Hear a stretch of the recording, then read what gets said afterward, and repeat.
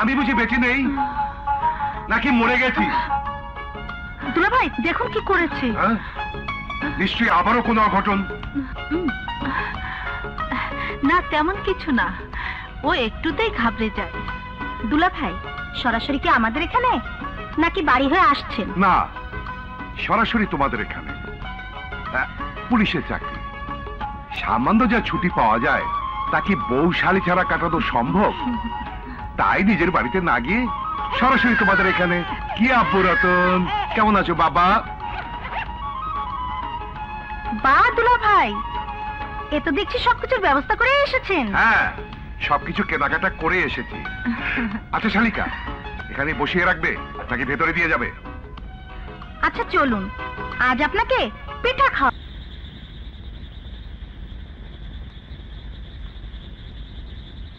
কি ব্যাপার দুলা ভাই, কি ভাবছেন?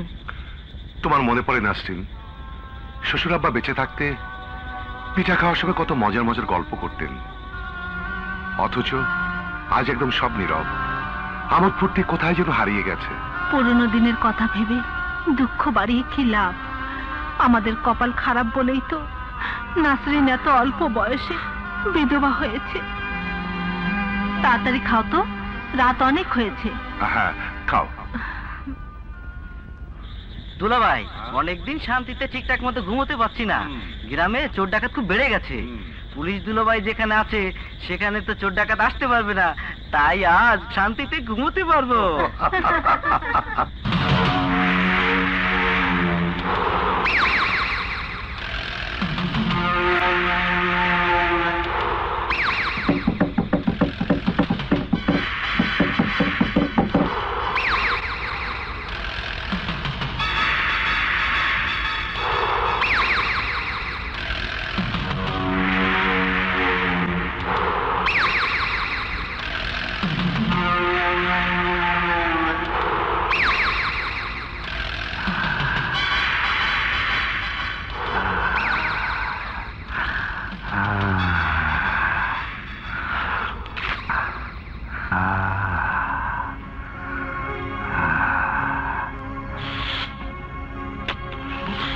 মাইয়া না তো বেস্তের ফুল পরি।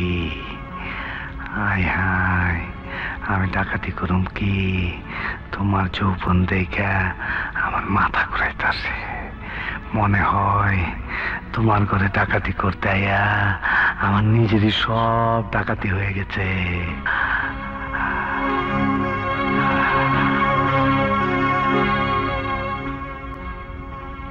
ওই, আমি ভিতর একটা ডায়মন্ড পাইছি, তোরা একটু খাড়া, দেখি কি ব্যবস্থা করা যায়।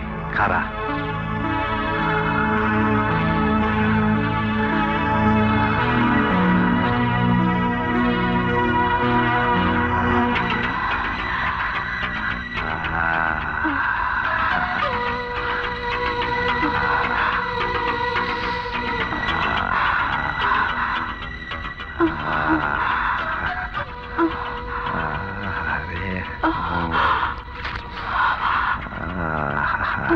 শ্বাস-প্রশ্বাস আছে।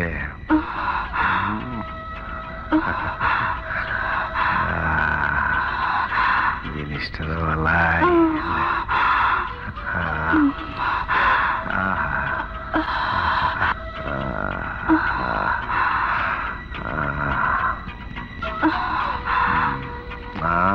খুব ভালো লাগে।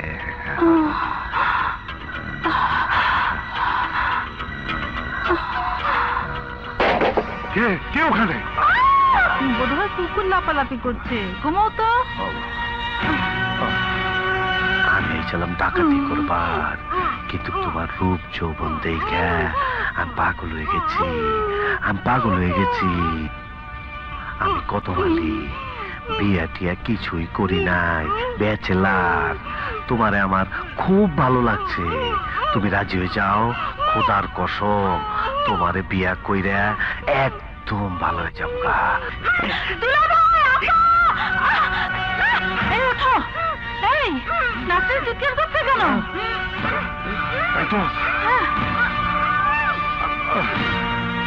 ডাকো তোমার দুলাভাই, ডাকো। আজকে তোমার বিয়া কইরা বাইক লই যাবো। দুলাভাই এ কি করতেছেন? আপনার শালি আমার সাথে বিয়া বইবার রাজি হয়ে গেছে, আমিও রাজি। তাড়াতাড়ি কাজী টাকার ব্যবস্থা করেন। দুলাভাই, আপনি এই বদমাইশটার কথা বিশ্বাস করবেন না। ও একটা ডাকাত। ও আমার ঘরে থেকে আমাকে নষ্ট করতে চেয়েছিল। ওকে ধরেন। দুলাভাই, বিয়ার আগে আতশবাজি ফুটাইতাছেন। বাড়ির লোকজন, কে কোথায় আছো? তাড়াতাড়ি এসো, ডাকাত ধরা পড়েছে, তাড়াতাড়ি এসো। শালা ডাকাতের বাচ্চা ডাকাত, তোর তো সাহস কম না? পুলিশ অফিসারের শ্বশুর বাড়িতে ডাকাতি করতে এসছিস? দুলাভাই, ওই কথা কয়ে লজ্জা দিবেন না। আমি তো কইতাছি ঠিকই ডাকাতি করবার আইছিলাম, কিন্তু ডাকাতি তো করি নাই। আপনার শালিরে পছন্দ কইরা বিয়ার প্রস্তাব দিছি। জিগান আমি তার কোনো সোনা গয়না নিছি কিনা, যদি নিয়ে থাকি তাইলে আমার বিচার করেন। শালা একটা পাগল। আয় ওঠ, চল চল।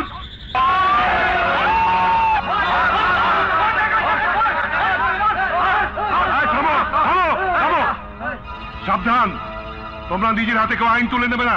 ওকে আমার কথা বলে থানায় দিয়ে না, শালারে আজকে রশি দেয়া বাইন্দা, তারপর কেসি দেয়া চুল কেটে থানায় দিয়ে আসুন। রশিটা লয়ে লইস। ধর এটা। বাইন্দা লই কইসা। রাখছে আবার। আমগো এখানে ডাকাতি করতে আইছো। আল্লাহ।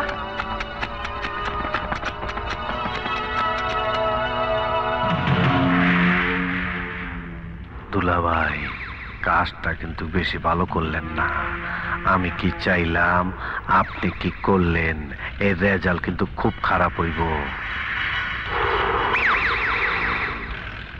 আবার দেখা হইব।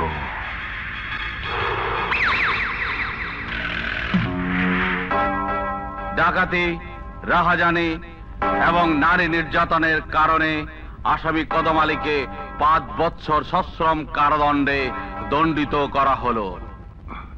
চলুন আপা। আমাদের হেলথ কমপ্লেক্স তো আপনাদের বাড়ি থেকে বেশি দূরে নয়। জি। তাই বলছিলাম কি, এই মুহূর্তে ভর্তি না করলেও চলবে।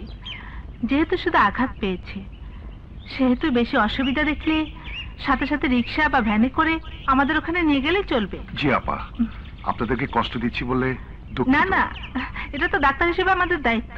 আসি। জি।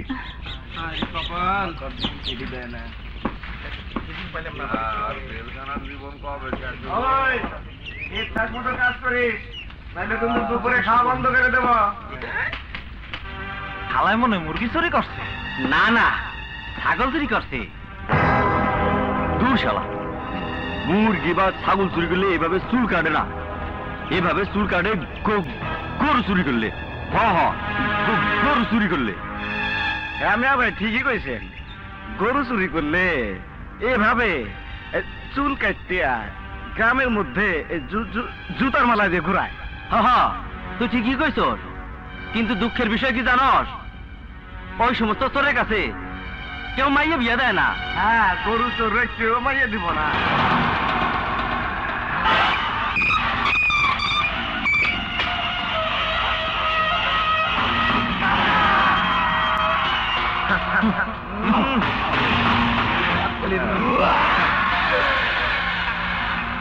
কি কইলি?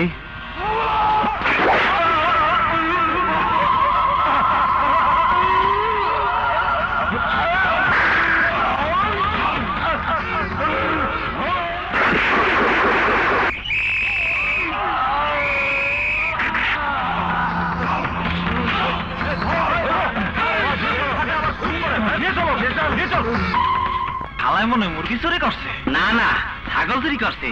মুরগি বা ছাগল চুরি করলে এভাবে চুল কাটে না, এভাবে চুল কাটে গরু চুরি করলে। গরু চুরি করলে এভাবে চুল কাটতে গ্রামের মধ্যে জুতার মালা দিয়ে ঘুরায়। ওই সমস্ত চোরের কাছে কেউ মাইয়ে বিয়ে দেয় না।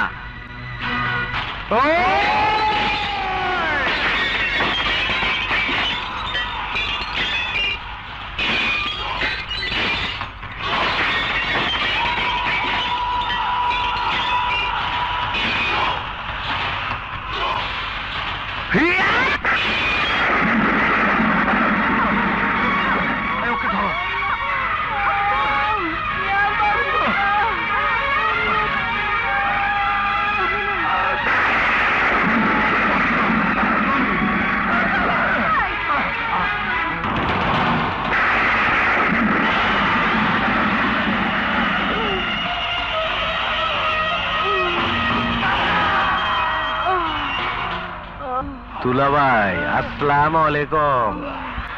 ভালো আছেন আপনি? আমার হিরুলান চুলগুলা কাইটা দিচ্ছেন, খেয়াল নাই? আমি ওই কদম আলী।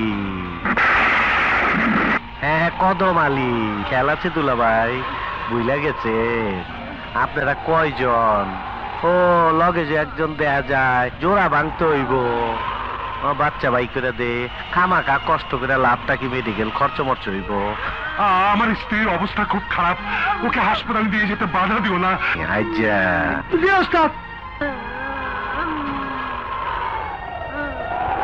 দেখছস আইজা তোমার নাম আজ থেকে মাইনকা, ঠিক আছে? ওর নামটা দিলাম মাইনকা। ওই যে তোমার বউয়ের বাচ্চাটা বাইরেব, ওইটার নাম দেবো মাইনকা। বাতি জ্বালায় দিব। তুমি আমার ধর্মের ভাই, আমার বোনকে তুমি হাসপাতালে নিয়ে যেতে দাও। বাড়াবাড়ি, বেশি বাড়াবাড়ি হয়ে যাচ্ছে।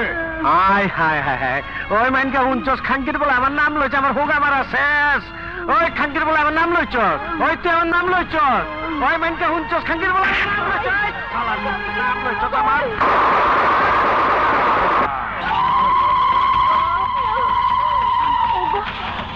আমাকে তাড়াতাড়ি হাসপাতালে নিয়ে যাও। আমি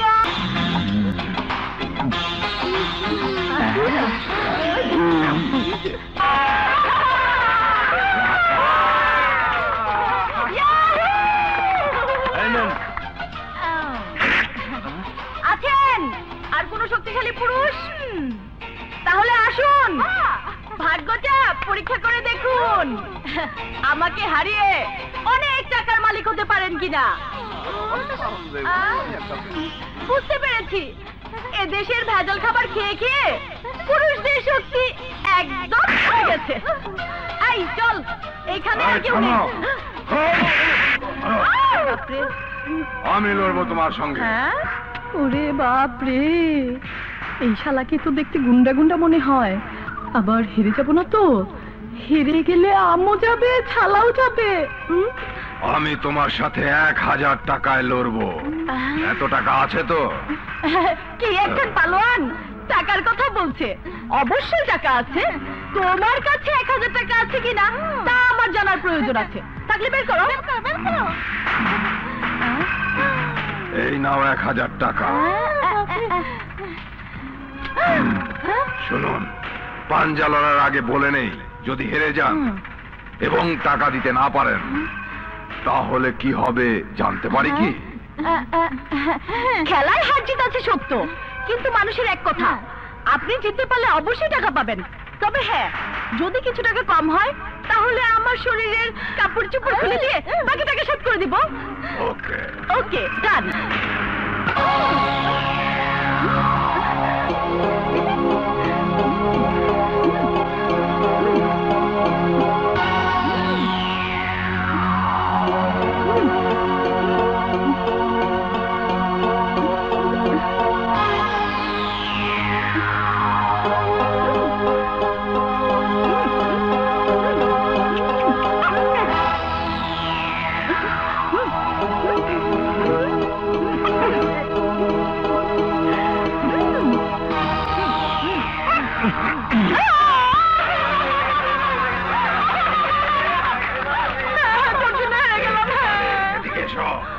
এবার আমার টাকা বের করো। টাকা? টাকা টাকা।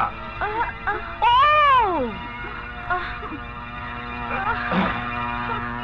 এটা তো আমার টাকা। আমার কোন টাকা? বাজির টাকা দাও। টাকা? আরে বাজির টাকা। ভেসে গেল।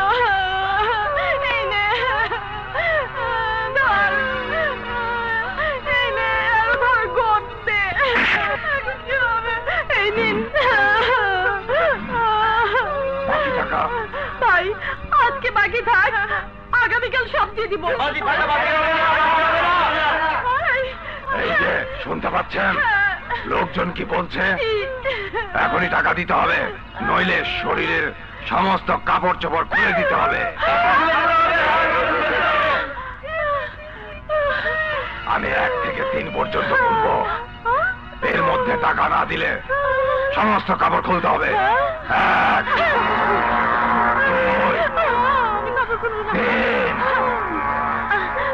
ভাই ভাই আপাতত এটা থাক, বাকি টাকা দিয়ে তারপর এটা ফেরত নিয়ে যাবো। হ্যাঁ না, এখনই খুলতে হবে। কি হলো? কি বলছে? এই হিজড়া, চল। ডালে, আজ তোমার সাথে রাতাকুড়া করবো। রাতাকুড়া, রাতাকুড়া, রাতাকুড়া।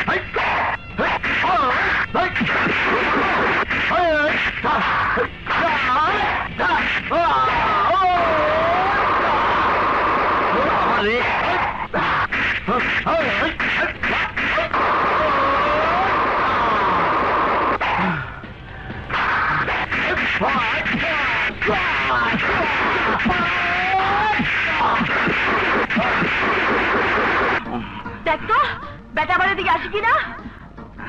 আপা, ও আপা, লোকটা কিন্তু দেখতে মন্দ না, আর শক্তি দেখেছো? মনে হয় যেন পুরো শরীরে বারুদ পড়া। কিছু না। তুই আমার দিকে কি দেখিস? না, আপনার মাথায় বুদ্ধি আছে। মাত্র 400 টাকা বের করে বললেন, ইয়ে মানে 8 টাকা নেই। বলবো না তোর মতো গাধা নাকি? যদি সব বের করতাম তাহলে এই বেটা নিয়ে যেত না। তখন কি তুই ঠেকাতে পারতি? ওদিকে ঘুরে থাক।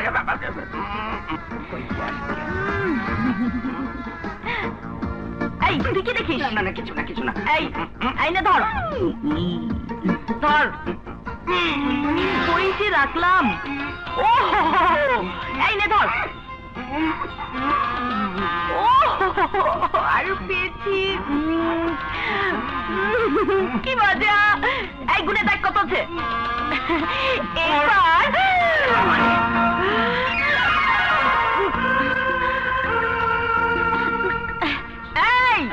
মেয়ে মানুষের সাথে গুন্ডামি চলবে না। ভালো চাও তো টাকাগুলো দিয়ে দাও। দিয়ে দাও। নইলে নইলে নইলে কি করবে? তোমার এই শরীরের হাড় যাবে পায়ের কাছে আর পা যাবে হাতের কাছে। একজন মেয়ে মানুষ হয়ে অসৎ উপায়ে টাকা উপার্জন করতে গিয়ে সতীত্ব হারাতে গিয়েছিলে, আবার বড় বড় কথা। দেশে কি আর কোনো কাজ নেই? তোমার মতো মেয়ে মানুষ কি বাসায় অফিসে কাজ করে সংসার চালাচ্ছে না? তাই বলছি, এই রাস্তা বাদ দিয়ে অন্য কোনো ভালো রাস্তা ধরো। সমাজকে কলুষিত করে, যুব সমাজকে বিপদগামী করে, রূপ যৌবনে পাহাড় দেখিয়ে যে টাকা উপার্জন করা হয় সে টাকা হারাম। আর হারাম উপার্জনের টাকায় বেঁচে থাকার চেয়ে মরে যাওয়া অনেক ভালো। মিয়া ভাই, আপনি যেসব কথা বলে আপাকে দিলেন, জানেন এই টাকার জন্য আপা কেন এই পথে নেমেছে? কেন এই পথে নেমেছে? একদিকে পঙ্গু ভাইয়ের চিকিৎসা, অন্যদিকে বাড়ি ভাড়ার টাকা। আজ বাড়ি ভাড়ার টাকা দিতে না পারলে আপাকে সতীত্ব হারাতে হবে। মানে? বাড়িওয়ালা শর্ত দিয়েছে, আজ সন্ধ্যার আগে ভাড়ার টাকা দিতে না পারলে সন্ধ্যার পরে তার বিছানায় যেতে হবে। হায় মিয়া, তোমার বোন কি টাকা নিয়ে আইব নাকি?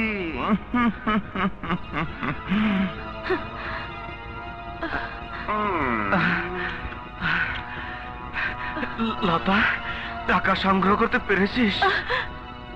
না ভাইয়া, পারিনি। জিতে গেছি, আমি জিতে গেছি। আজকের রাত তোমার আমার। আমি জানি লতা এক কথার মেয়ে, কথা দিয়েছিল টাকা সংগ্রহ করতে না পারলে আজ বিছানা যাবে, তাই আমি বিছানা রেডি করে রেখেছি। কি দেখছো? এদিকে এসো। ওয়াদা ভঙ্গকারীকে আল্লাহ পছন্দ করে না। মানুষ মানে কথা রক্ষা করা উচিত।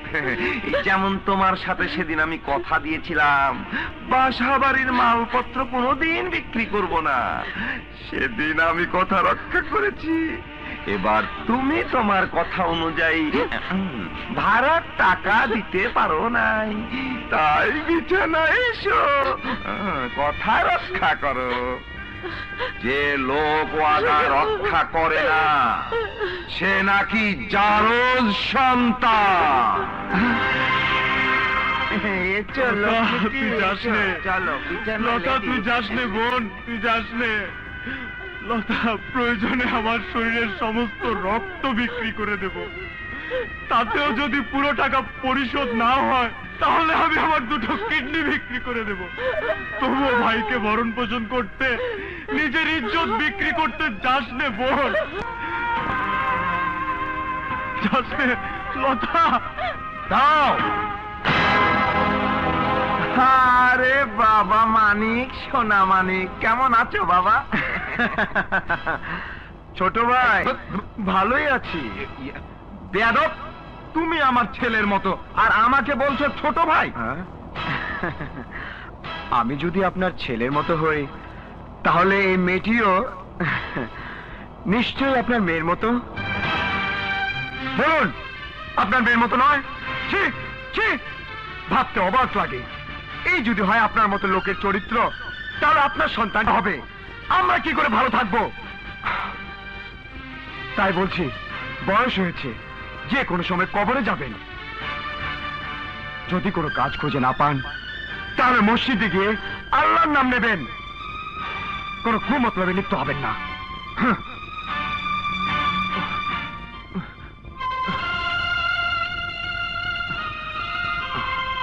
সরি, আমি না জেনে কিছু কথা বলেছি।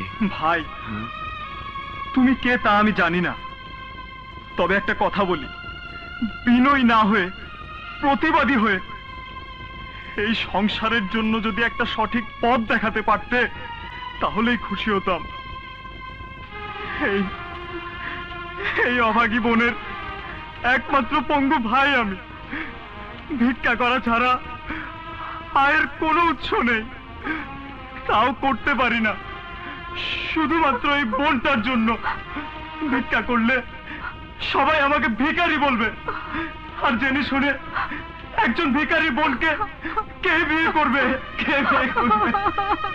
কে বিয়ে করবে?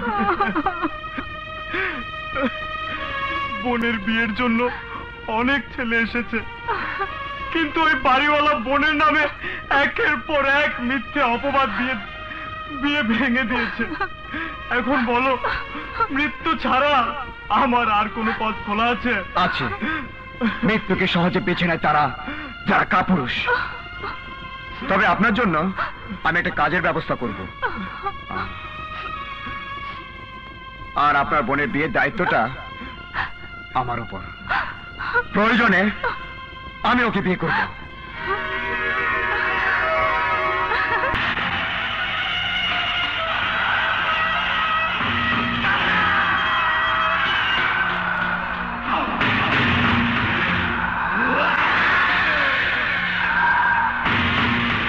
তাকুরা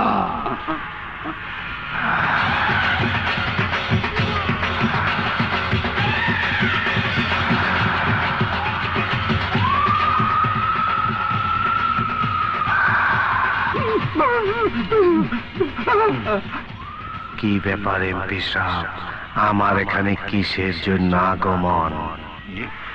কদমালি মস্তান ভাই। এই হৌরের পো,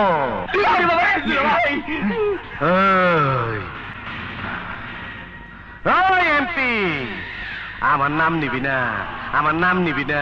তুই বোধহয় জানোস না আমার নাম আমার সামনে কেউ বলে না। মিয়া ভাই, আমার ভুল হয়ে গেছে।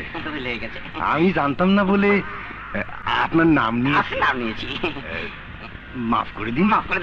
ঠিক আছে, ওই এমপি তোর মাফ কইরা দিছি, তোর মাফ কইরা দিছি। এবার তোর ফরমাইশ বল। তেহিস আবার মিছা কথা কবি না, আমার হেন আবার নিয়ম আছে। কেউ মিছা কথা কইলে তার আবার চেক কাটতে হয়। তোরা আমারে যত খারাপ ভাবিস, আমি আবার তত খারাপ না। আমি উল্টা সিধা কিছু করা পারি, তবে মিছা কথা কই না, আর মিছা কথা সহ্য করা পারি না। দুলাভাই এমপি হইয়া জনগণের জন্য কিছু করে নাই, যা কিছু করছে নিজের জন্য করছে আর আমাকে জন্য করছে। মাইনকা ওস্তাদ, আপনার খেদমতে বান্দা হাজির। এমপির লগে ওই হালায় ইনফরমান না তো? ওরা কি জানে না ফরিয়াদি ছাড়া অন্যের সাথে আমি আবার কথা বলি না? জি ওস্তাদ, ওই হালার খবর লইয়া আমি আপনারা জানাইতেছি। এই শালা ভটকাবাজ, তুমি আবার কেডা? আমার নাম সৈয়দ মোহাম্মদ ফারুক সালে আব্দুল খালেক দিনাজপুরি। এমপি সাহেব তোর কি হয়? আমার দুলাভাই। আপনার খেদমতে বান্দা হাজির। এই মাদার চোদের নাম এমপি সাহেবের শালা। এই বেটানচস। জি না ভাই। ওই মাদার চোদ আমার ডাকুক। এই বান্দির পো, হিসাবের খাতা বাইর কর, দেখ এমপি সাহেবের ব্যাট কত হইছে। ওস্তাদ, এমপি সাহেব এমপি হয়েছেন 4 বছর 8 মাস 3 দিন 2 ঘন্টা 45 মিনিট 30 সেকেন্ড। এমপি সাহেবের এলাকায় এ পর্যন্ত উন্নয়নমূলক কাজ হয়েছে 25 কোটি টাকা, যার মধ্যে তিনি আয় করেছেন 10 কোটি 32 লক্ষ 2,700 টাকা মাত্র।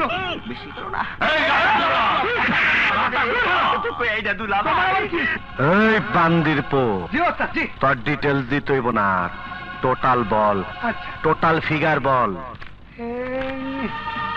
ডায়েরির হিসাব অনুযায়ী এ পর্যন্ত এমপি সাহেব 2 নম্বরই করে আয় করেছেন প্রায় 12 কোটি টাকা।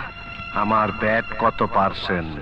সরকারি হিসাব মতো 15%, আর আপনার হিসাব মতো 2 নম্বরই কাজের ভ্যাট 50%, তাতে আছে প্রায় 6 কোটি টাকা। মিয়া ভাই, আপনার হিসেব অনুযায়ী হিসেব ঠিক আছে, তবে আমার বিভিন্ন জায়গাতে উপরই দিতে হয়েছে। যেমন উপর লেভেল থানা পুলিশ সহ বিভিন্ন জায়গাতে প্রায় 30% খরচ হয়েছে। আমি কাউরে ঘুষ দেই না, আমি নেই, তাই এই খরচ আমার মধ্যে নিমু না। যদি হিসাব করে রাজি থাকো তাইলে বলো, আবার এমপি বানাবো, নইলে বেশি পেঁচাল পাইরো না। যাও হেনতেন, জানতেন ভাই, আপনি রাজি হয়ে যান, সামনের বছর তো আবার কামাইবে।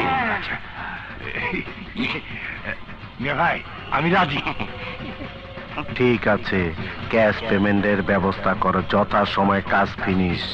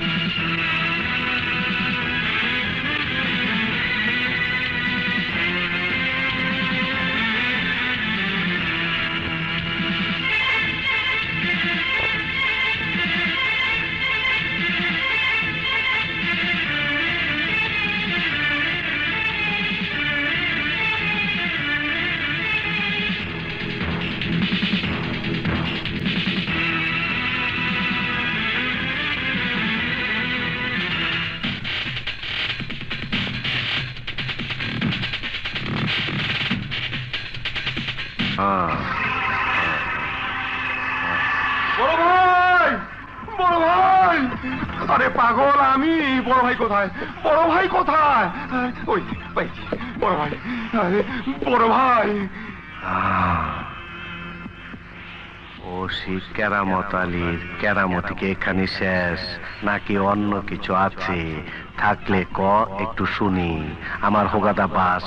বড় ভাই, বড় ভাই, বড় ভাই, ওই মহিলা সাব ইন্সপেক্টর মিস হাসনার বাবা ডিআইজি, মানে খুব পাওয়ারফুল।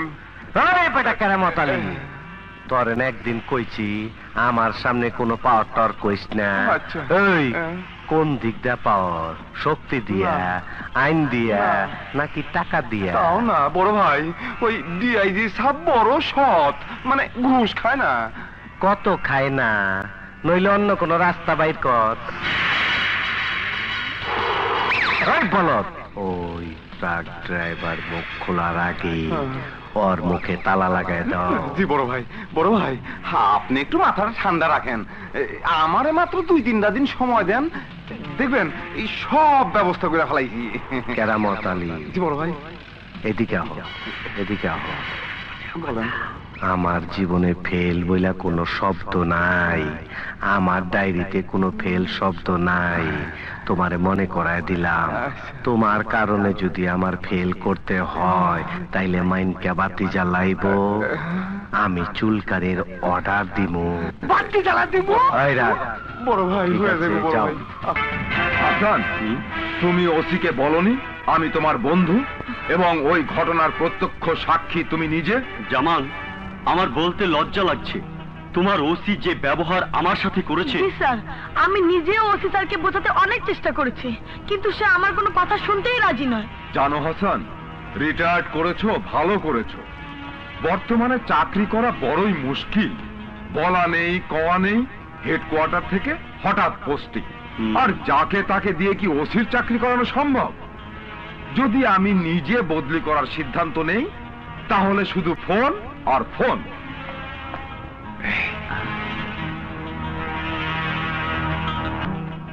ওসি কোথায়? ডাকো তাকে।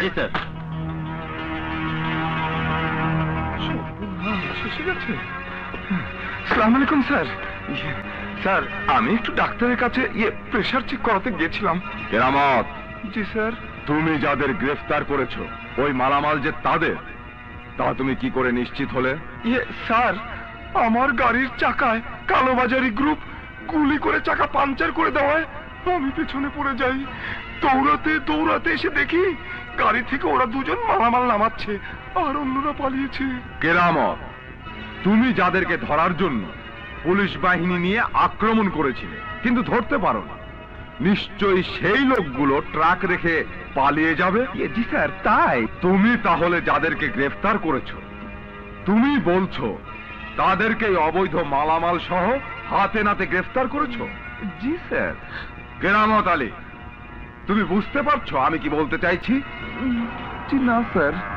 আমি বলতে চাইছি ওরা দুজন মেজর অবসরপ্রাপ্ত হাসানের ওখানে প্রশিক্ষণরত ছিল, যার সাক্ষী এলাকার উপস্থিত প্রশিক্ষণরত ছাত্রছাত্রীবৃন্দ এবং একজন অবসরপ্রাপ্ত মেজর। সুতরাং ওদের দুজনকে ছেড়ে দাও। আর মালামালের যিনি মালিক অর্থাৎ কদম আলী মাস্তান, তাকে তুমি 7 দিনের মধ্যে গ্রেপ্তার করবে, এটা আমার নির্দেশ। জি। সেন্ট্রি, তালা খোলো। জি ম্যাডাম।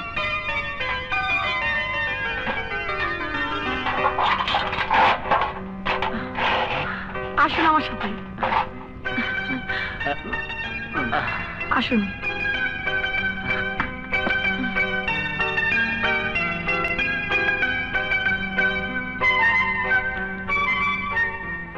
আসসালামু আলাইকুম। ওয়ালাইকুম আসসালাম। তোমাদের সাহসিকতা দেখে আমি সত্যি খুব খুশি হয়েছি। তা তোমরা কি করো? আমরা দুজন বেকার, বিএ পাশ করে চাকরি চেষ্টা করছি। অপরাধী যেই হোক না কেন তাদেরকে গ্রেফতার করার জন্য এদেশের যুবক এবং সচেতন নাগরিকরা যদি এমনি ভাবে এগিয়ে আসতো তাহলে আমার মনে হয় আসল অপরাধীদের খুঁজে বের করা সহজ হতো। কি বলো হাসান? রাইট স্যার, সত্যি আমি গর্বিত তোমার মতো একজন সৎ পুলিশ কর্মকর্তার বন্ধু আমি। ও হ্যাঁ, তোমরা দুজন আগামীকাল সকালে আমার ডাক বাংলোতে দেখা করবে। জি স্যার। বড় ভাই, আমার বউ বাচ্চা আছে, বড় ভাই, আমাকে মারেন না বড় ভাই। আগামীকাল ডিআইজিরে মাইনকে বাতি জ্বালায় দিবি, নইলে আমার বহুত লোকসান হয়ে যাইব। সালারে জন্মের মতন দোলাই দিবি, ডিআইজি হবে লাশ আর তুই করবি পাস। বড় ভাই, আমার জীবনে ব্যর্থতা বলে কোনো শব্দ নাই, এর প্রমাণ আপনাকে বহুবার দিয়েছি। কথা কম, কাজ বেশি। যাও যাও। বড় ভাই, বড় ভাই, আমার মনে হয়েছিল ওই বেটা ডিআইজি রে থানার মধ্যে গুলি কইরা দে। তোর সাহস আপনারে গ্রেপ্তারের কথা বলে। লেজ নাই কুত্তার বাগা ফাল। তোমার কপাল ভালো, এই কদমালি মাস্তানের উচ্ছিলায় ও শিগিরি কইরা খায়া পইরা ভালো আছো, নইলে গ্রামে খেতে কাজ করতা। আমি খুব খুশি হয়েছি তুমি পুলিশ ডিপার্টমেন্টে চাকরি করতে রাজি হয়েছো বলে। আমার বিশ্বাস তোমার সাহসিকতা আর দক্ষতা দিয়ে তুমি পুলিশ ডিপার্টমেন্টে অনেক নাম করবে। বসো। হ্যাঁ মানিক, এবার তোমার মতামতটা বলো। স্যার, আমি সাংবাদিক পেশায় যেতে চাই, কারণ তীক্ষ্ণ তরবারির চেয়ে কলমের জোর অনেক বেশি। আমার বিশ্বাস কলমের সাহায্যে দেশ তথা জাতির অনেক উপকার করা সম্ভব। তাই আপনি যদি আমাকে কোনো পত্রিকায় ক্রাইম রিপোর্টার হিসেবে একটি চাকরির ব্যবস্থা করে দেন, তাহলে আমি খুব খুশি হব। তুমি এর আগে কোনো পত্রিকায় কাজ করেছো? জি স্যার, ছোটখাটো কয়েকটি পত্রিকায় আমার লেখা ছাপা হয়েছে। বড় কোনো পত্রিকায় যেতে পারিনি, শুধুমাত্র চ্যানেলের অভাবে। আমি আগামীকালই তোমাকে একটি নামকরা পত্রিকায় ক্রাইম রিপোর্টার হিসাবে চাকরির ব্যবস্থা করে দেব। আপনাকে অনেক ধন্যবাদ স্যার, অনেক ধন্যবাদ। স্যার, চাকরি নেওয়ার আগে আমার একটি শর্ত আছে। হ্যাঁ বলো। আমাকে আমার এলাকাতেই পোস্টিং দিতে হবে। কেন বলো তো? স্যার, আমাদের এলাকায় একজন সন্ত্রাসী আছে যার নাম কদমালি মাস্তান। পুলিশ প্রশাসন পর্যন্ত তাকে ধরতে ব্যর্থ হয়েছে। সেই জন্য আমার এলাকায় আমাকে পোস্টিং দিলে কদমালির সমস্ত সন্ত্রাসী কার্যকলাপ বন্ধ করে তাকে আমি গ্রেফতার করব। রাইট। বাবা রতন, বাবা মানিক, জি স্যার, এদেশের যুব সমাজ যদি তোমাদের মতো সচেতন হতো তাহলে এদেশ থেকে সন্ত্রাস দমন সহজ হতো। তবে তোমরা যে আগ্রহ নিয়ে দেশটাকে সন্ত্রাস মুক্ত করতে এগিয়ে এসেছো, এভাবে অন্যান্যদেরকেও বুঝিয়ে আনার চেষ্টা করবে। আর তোমার পোস্টিং তোমার এলাকাতেই হবে। Thank you sir. চলো তোমাদের এগিয়ে দিয়ে আসি। চলুন। রতন স্যার, তুমি তাহলে খুব শীঘ্রই ট্রেনিং সেন্টারে জয়েন করে আমাকে চিঠি দিও। জি স্যার। জি। আর তুমি ধরে নাও তোমার সাংবাদিকতার চাকুরি হয়ে গেছে। তোমরা সব ধরনের প্রস্তুতি নাও। রাতাকুলা।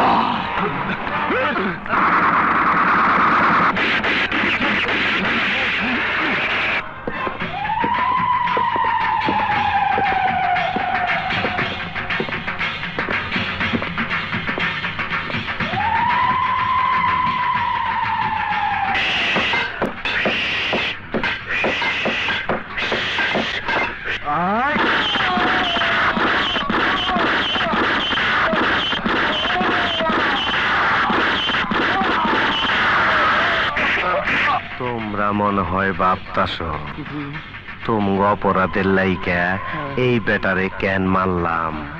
এইটা আমার নতুন টেকনিক। আজ থেকে কদমালি মাস্তান মরা।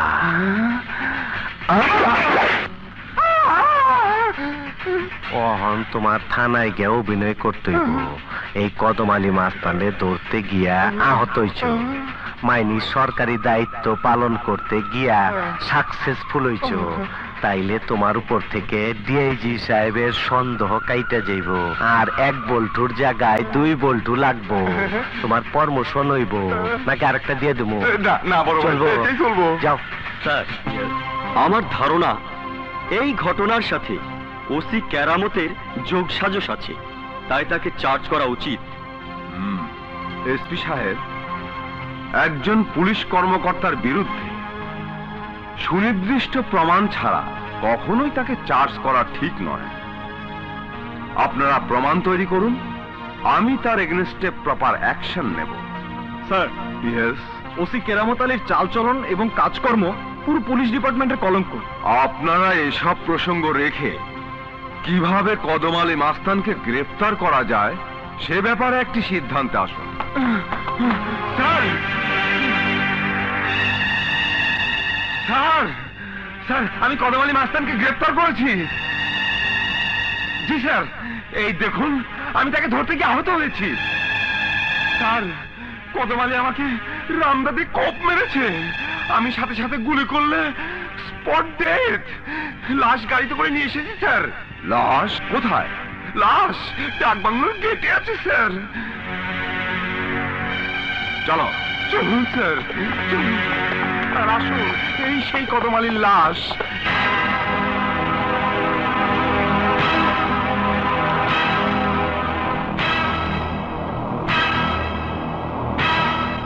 কোথায় কোথায় কদম আলীর লাশ? আচ্ছা, এই তো। দেখি দেখি, পত্রিকায় ছাপানোর জন্য একটি ক্লোজ ছবির দরকার। না, এ আমি বিশ্বাস করি না, আমি বিশ্বাস করি না, আমি বিশ্বাস করি না। মা, কি হয়েছে? কাকে বিশ্বাস করছো না? খালা, কি হয়েছে? কাকে বিশ্বাস করছো না? এই ছবি কদম আলী মাস্তানের নয়, এই ছবি কদম আলী মাস্তানের নয়। দেখি। হ্যাঁ রে মানিক, হ্যাঁ রে রতন, এই ছবি অন্য কোনো লোকের। কি বলছো মা? এসব কি বলছো খালা? আমি ঠিকই বলছি, আমি কদম আলী মাস্তানকে চিনি। এই ছবি কদম আলী মাস্তানের নয়, নিশ্চয়ই কোনো ষড়যন্ত্র। মা, গতকাল থানার ওসি নিজেই কদম আলী মাস্তানকে মেরে থানায় লাশ এনেছে। সাংবাদিক সহ সকল ঊর্ধ্বতন কর্মকর্তারা জানে কদম আলী মাস্তান মৃত। তোরা সকলে কদম আলী মাস্তানকে চিনতে ভুল করলেও আমি ভুল করব না, কারণ আমার চোখে আজও ভেসে ওঠে সেই ভয়ঙ্কর রাতের করুণ ইতিহাসের কথা, যা তোদের কাছে আমি বহুবার বলেছি। আর এই কারণে তোদেরকে আমি কদম আলী মাস্তানের সাথে লড়াই করার জন্য লেখাপড়ার পাশাপাশি মার্শাল আর্ট সহ বিভিন্ন রকমের ট্রেনিং শিখিয়েছি। তোর বাবার আত্মা আমাকে হাত ছানি দিয়ে বারবার বলছে, শারমিন, আমার সন্তানকে দিয়ে আমার হত্যার প্রতিশোধ নাও। আমার বোন নাসরিনের আত্মা কেঁদে কেঁদে বলে, আপা, আমার সন্তানকে দিয়ে আমার হত্যার প্রতিশোধ নাও। তাই আমি রাতে একটি মুহূর্তের জন্য ঘুমোতে পারি না, সারা রাত জেগে জেগে রাত কাটাই। মা, তুমি কেঁদো না মা। আমিও প্রায় রাতে বাবাকে স্বপ্নে দেখি। স্বপ্নে আমাকে আদর করে বাবা বলে, মানে আমাকে ওরা অনেক কষ্ট দিয়ে মেরেছে, তোকে আমি দেখে আসতে পারিনি।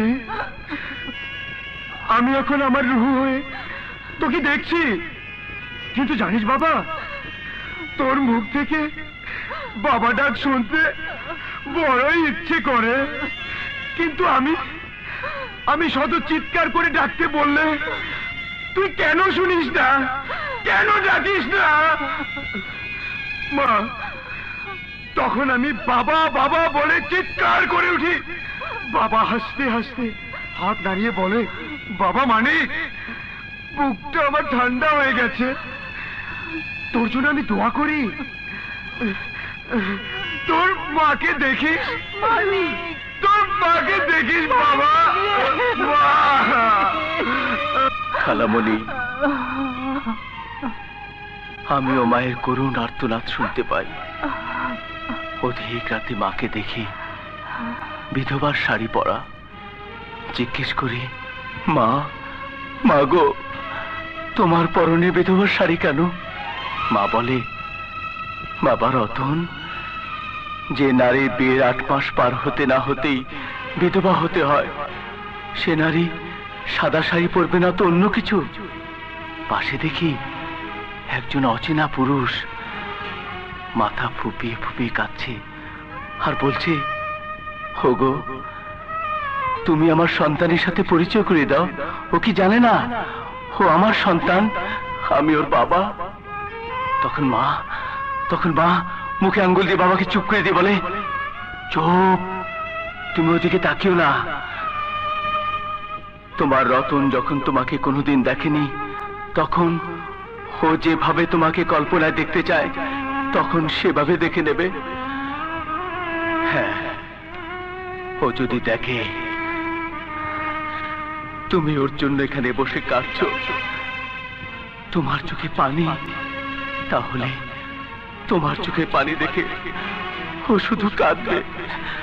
আমি মা হয়ে তা দেখতে পারবো না। তখন আমি মাকে বলি,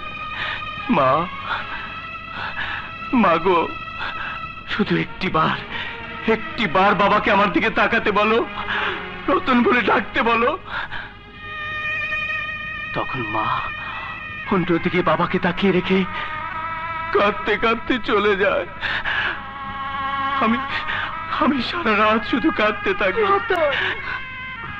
এমন কোন রাত নেই যে রাতে আমি না কেঁদে ঘুমাতে পেরেছি। কালা, ঘুমাতে পেরেছি। মা, আমাদের এই কান্না কবে থামবে বলতে পারো মা? বলতে পারো? হ্যাঁ, এই কান্না থামাতে হবে। কদম আলী মাস্তানকে তোরা হত্যা করে এর প্রতিশোধ নিবি। আজ আমাকে তোরা কথা দে, কথা দে। কথা দিলাম। তোমাকে না বলেছি? আমাকে আপনি বলবে, তারপরে বলে না। সিনেমায় দেখেছি, নায়িকা যখন নায়ককে আপনি বলে, নায়ক তখন মধুর সুরে বলে আপনি না। কি হলো? অমন করতেছো কে? কামড় মারছে, তাই মনে হয়। দেখি দেখি।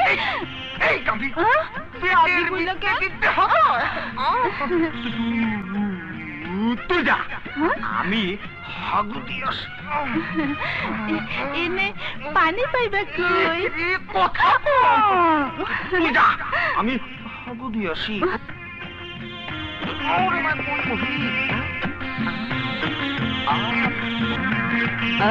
লুকায় দেখি লাল পরি, টুকটুকা পরি। এই সুন্দরী, কি নাম তোমার? কমলা। রসে একেবারে মুখটা বইয়া গেছে। আচ্ছা, আমাকে দেখে তোমার কেমন লাগছে? গজার মাছের মতো। তুমি আমাকে গজার মাছের সাথে তুলনা করছো? গজার মাছ সবাই পছন্দ করে। দেখো, আমি থানার বড় সাহেব। আমার ক্ষমতা যে কত বেশি তা আমি নিজেও জানি না। আমার এক ধমকে বাঘে মহিষে এক ঘাটে পানি পান করে। বুঝছি তোমার মতলব খারাপ। খারাপ ঠিকই, তবে তোমাকে ভালোবাসার জন্য। I love you, you my Moushumi. No no no, you my Shabnur. No no no no, এটাও না। তুমি বিশ্ববিখ্যাত সুন্দরী মিস ডায়না।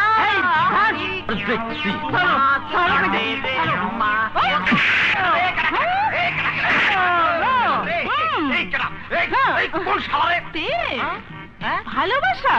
ভালোবাসা তাহলে আসলে? এখন থেকে আমি দামরা, তুই দামরি। আমি দামরা, তুই দামরি।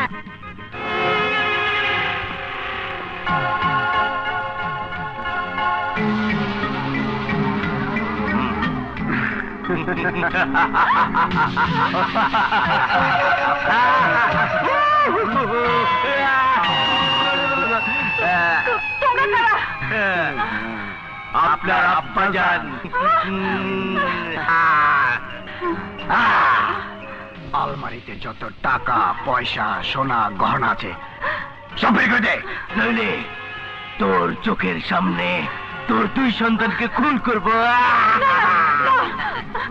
তোমরা আমার সন্তানদের খুন করো না। আমার কাছে যত টাকা পয়সা আছে আমি সব দিয়ে দিচ্ছি।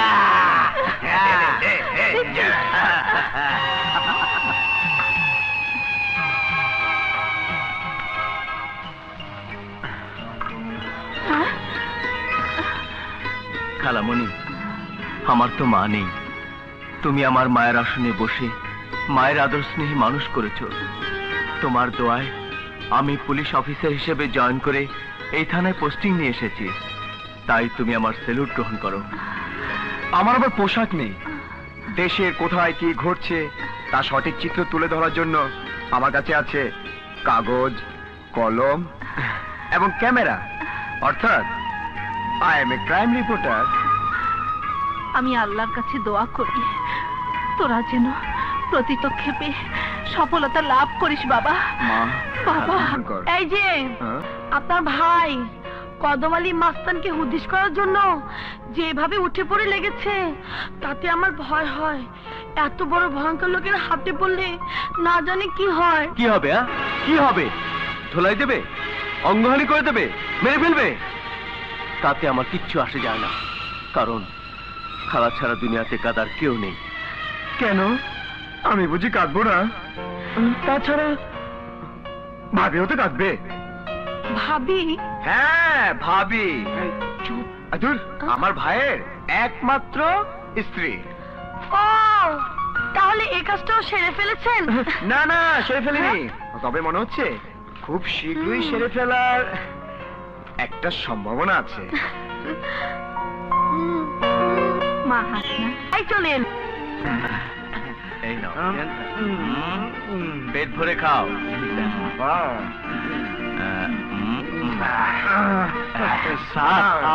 আরেকটা এই নাও।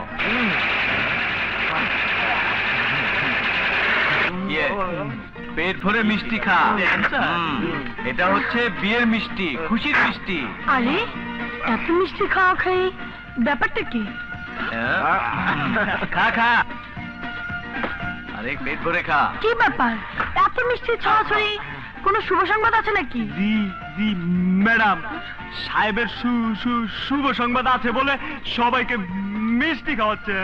এই, তোমার সাহেবকে জিজ্ঞেস করো, আমি জানতে চাচ্ছি শুভ সংবাদটা কি। এই, তোমার ম্যাডামকে বলে দাও এটা হচ্ছে বিয়ের মিষ্টি। বিয়ের মিষ্টি হলেই তো আর খাওয়া যায় না, জানতে হবে কার বিয়ে, কখন হলো, ছেলে এবং মেয়েটি কে। এই, তোমার ম্যাডামকে বলে দাও এটা হচ্ছে আমার বিয়ের মিষ্টি। আলহামদুলিল্লাহ, ভালো করেছে। এটা ফরজ কাজ, আর ফরজ কাজ আদায় হলে আলহামদুলিল্লাহ বলতে হয়। তো সাহেবের বিয়ে বুঝতে পারলাম, তবে মেয়েটি কে বলতে হবে না? মেয়ের নাম আমার জানা নেই। এ আমার কেমন বিয়ে? এই মিষ্টি আমি খাবো না। শুনুন শুনুন, এই মিষ্টি আপনি খেতে পারেন। আসলে ব্যাপারটা কি জানেন? ঘড়ির কাঁটার টিকটিক শব্দের মতন বয়সটাও টিকটিক করে বেড়ে গেছে, আর বয়সটা যখন পরিপূর্ণ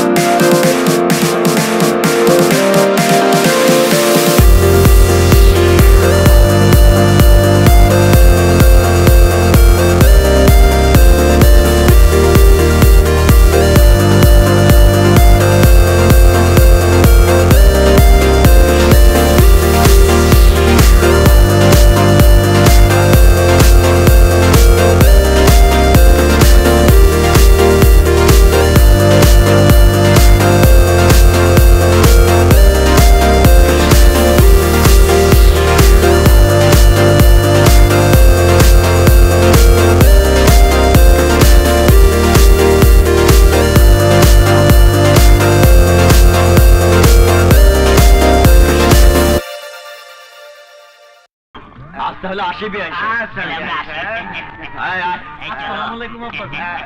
বেঁচে থাকো বাবা।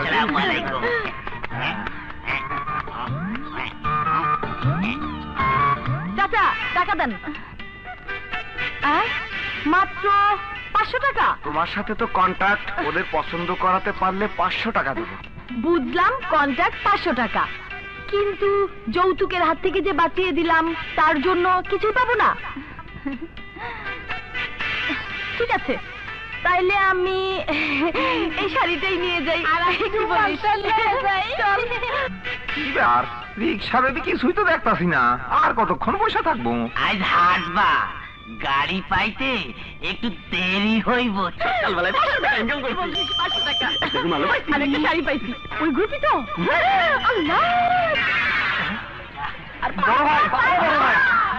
ওই হলুদ শাড়ি পরা মেয়েটা কি তোমরা এইমাত্র দেখে এলাম? হলুদ শাড়ি মনে আর কোনো মেয়ে পারে না, না? তুই ভুল দেখছো। এই রিক্সা থামো। নামে যাবা? হ্যাঁ। খারাপ।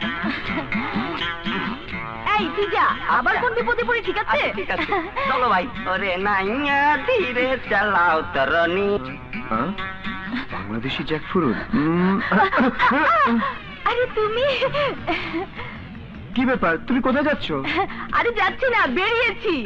মানে? আরে বোকা, বর খুঁজতে বেরিয়েছি। খুব মজার ঘটনা। এই সাংবাদিকের জন্য এমন একটি তথ্য দিলে যা পড়ে সবাই খুব আনন্দ পাবে। কেন? এই জন্য যে সবাই জানে ছেলেরা মেয়ে খুঁজে বিয়ে করার জন্য, আর তুমি বধূ সেজে বর খুঁজছো নিজে বিয়ে করার জন্য। আহা, রাখো তো তোমার সাংবাদিকতা, আমার সমস্যাটা অনেক বড়। বলো, তোমার সমস্যাটা কি? রাতে স্বপ্নে দেখি এক দরবেশ আমাকে বলছে, আগামীকাল সূর্যাস্তের পূর্বে তোর যদি বিয়ে না হয় তাহলে মৃত্যুর পূর্বে তোর আর বিয়ে হবে না। তাই এই লাল পাড় হলুদ শাড়ি পরে তোমাকে খুঁজছি, যাতে দেখা মাত্রই বিয়ে করতে পারি। তাড়াতাড়ি চলো। দাঁড়াও দাঁড়াও দাঁড়াও, ওই যে তাকিয়ে দেখো, সূর্য প্রায় ডুবে যাচ্ছে। আসবে রাত, হব কাল, শুয়ে থাকবো সারা রাত। করবার পারুম না। ভাই, আমি তো আপনাকে সবই বলেছি, টাকা পয়সাও পেমেন্ট দিয়ে ফেলেছি। এখন আপনি যদি বাকিটুকু ব্যবস্থা করে না দেন তাহলে আমার সব টাকা জলে ডুবে যাবে। যজ্ঞা, তাতে আমার কি? টাকা দেওয়ার সময় কি আমার জিগাই চালা? আপনি তো একটা বাচাল। যাও, তোমার এইসব আজে বাজে পেঁচাল অন্য জায়গায় পারো, আমার বিরক্ত করো না। যাও। মিয়া ভাই, এবার আর আমি আপনার সাথে দুদাম করবো না।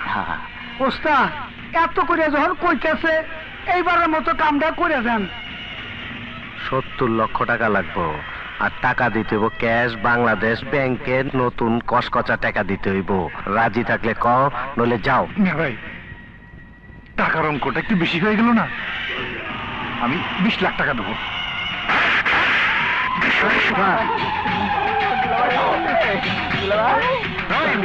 দেখি মাছের বাজার পাইছো। তুমি এই কাজে আয় করবা 25 কোটি টাকা, আর আমি চাইছি মাত্র 70 লক্ষ টাকা। এটা কি বেশি চাইলাম? আমি লবু 50 লাখ, আর রাতা কোয়ার মাইনকে নেব 20 লাখ। আয় করবো 25 কোটি, ঠিক আছে, কিন্তু বিভিন্ন খাতে খরচ আছে অনেক। তুমি যদি আর একটা কথা কইবার চাও তাইলে কিন্তু তোমার কাজ আমি করবার পারুম না। তুমি জানো আমি এক কথার লোক। হয়তো রাজি হও, নাইলে সোজা হয়ে গেট আছে বাইরে যাও। যাও। আপাতত রাজি হয়ে যান, পরেরটা পরে বুঝুন নেই। ঠিক আছে, আপনি যখন কমাইবেন না তখন আমি রাজি। তবে আমার একটা ছোট্ট শর্ত আছে। কও, তোমার শর্ত কি? যেহেতু কাজটা পার্টনারশিপে, সেহেতু কাজ শেষে পেমেন্টটা নিতে হবে আমার পার্টনারের ওখান থেকে। ঠিক আছে, এই নিয়ে তোমার কোনো অসুবিধা নাই। তাইলে আমি রাজি। আচ্ছা, যাও।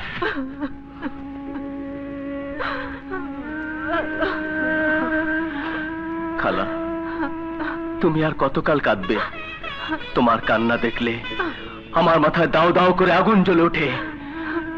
যদি ওই কদম আলী মাস্তানের চেহারাটা চিনতাম তাহলে এই মুহূর্তে গিয়ে ওকে হত্যা করে ওর রক্ত দিয়ে তোমার চোখের পানি ধুয়ে দিতাম। হ্যাঁ খালা, তোমার চোখের পানি ধুয়ে দিতাম। আমিও তো ওই একটি কারণে আজও বেঁচে আছি।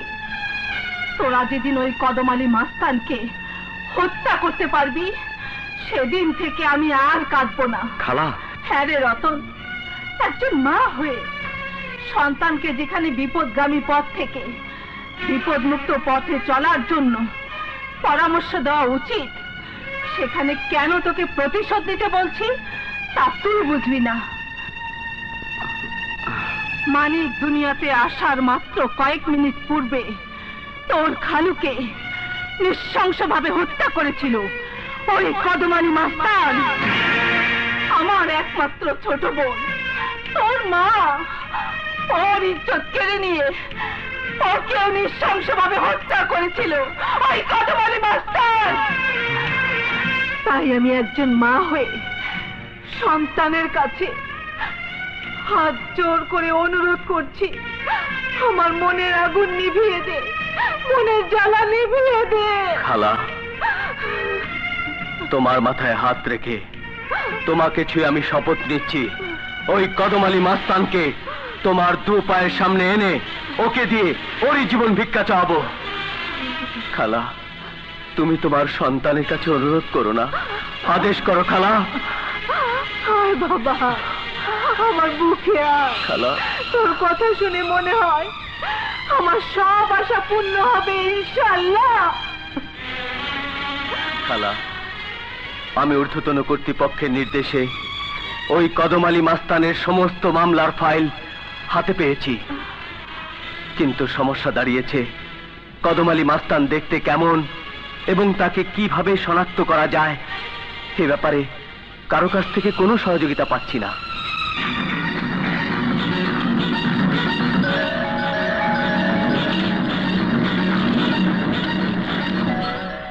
কেন সেদিন যে নকল চেহারা বানিয়ে তোরা দুজন আমাকে ভয় দেখিয়েছিলি, ঠিক তেমন চেহারার লোকটি হলো ওই কদমালি মাস্তান।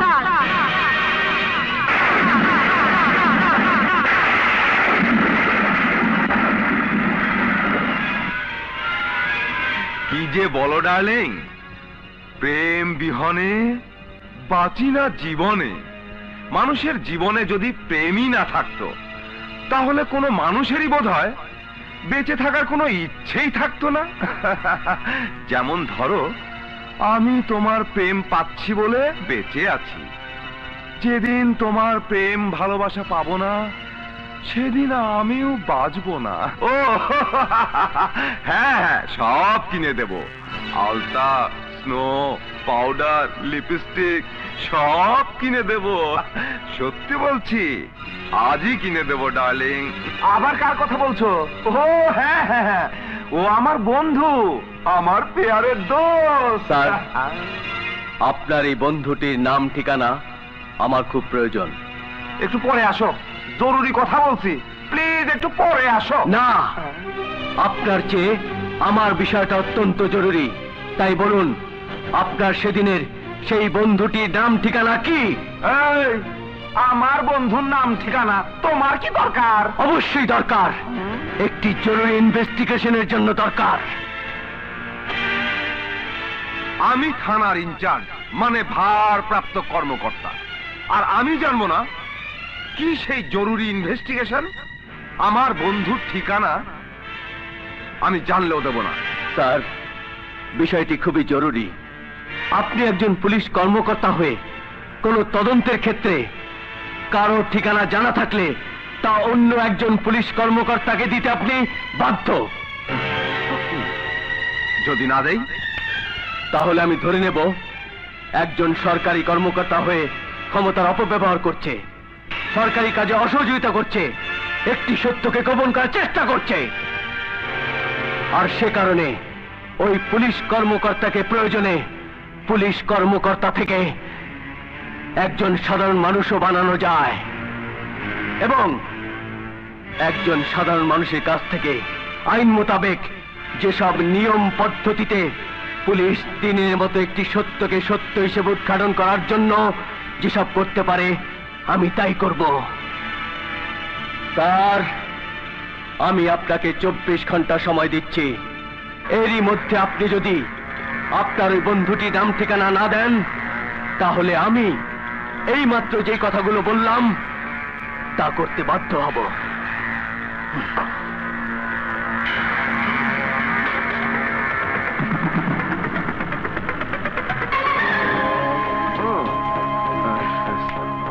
স্যার, দেখলেন তো স্যার, দেখলেন আমের চেয়ে বিসির ওজন বেশি। কি বলতে চাও তুমি? স্যার, আপনি হলেন ওসি, মানে এ থানার প্রধান, আর উনি হলো আপনার অধীনস্থ কর্মকর্তা, অথচ আপনাকে হুঁশিয়ারি দিল আর আপনি ওনাকে কিছুই বললেন না। এই চুপ, তুমি তো ওনারই লোক, তাই আমি কি করব কি বলবো তা কি তোমাকে বলতে হবে? স্যার, আপনি ভুল করছেন। আমি পূর্বে ওদের লোক ছিলাম, কিন্তু বর্তমানে আমি নেই। তুমি এখান থেকে চলে যাও, আমার মাথা খুব গরম। স্যার, মাথা গরম করলে কোনো কাজ হবে না। আমি কিছু কথা বলতে চাই, আপনি ধৈর্য সহকারে শুনুন এবং আমার কথা বিশ্বাস করুন। তোমাদের আবার বিশ্বাস? আবার কোন ষড়যন্ত্র নিয়ে এসেছো তাই বলো। স্যার, আমি ষড়যন্ত্র করিনি, ষড়যন্ত্র করেছি ওরা। বিশ্বাস করুন স্যার, বিশ্বাস করুন। হাসনা আমার ছোটকালের বন্ধু, আমার সাথে আজ প্রায় 5 বছর ধরে প্রেম চলছে, অথচ ওই বেটা আমার বন্ধু হয়ে মাত্র কয়েকদিনের মধ্যে পটিয়ে ফেললো।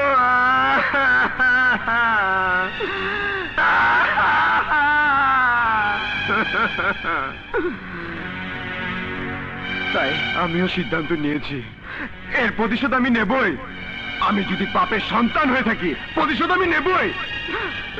তাই স্যার, কাইন্ডলি আমাকে আপনার করে নেবেন।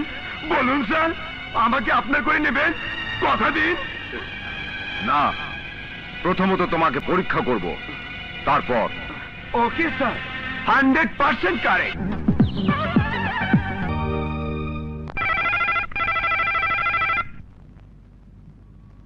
হ্যালো হ্যালো, কেরামন? জি ভাই। শোনো, তোমার সাথে আমার জরুরি আলাপ আছে। আজ রাতে তুমি তাল বাগানে চলে আসবা, বুঝছো? ঠিক আছে বড় ভাই। আজ তো বলো একটু ফুর্তি পাট্টা খেলুম সুন্দরীরা। বড় ভাই, আসসালামু আলাইকুম।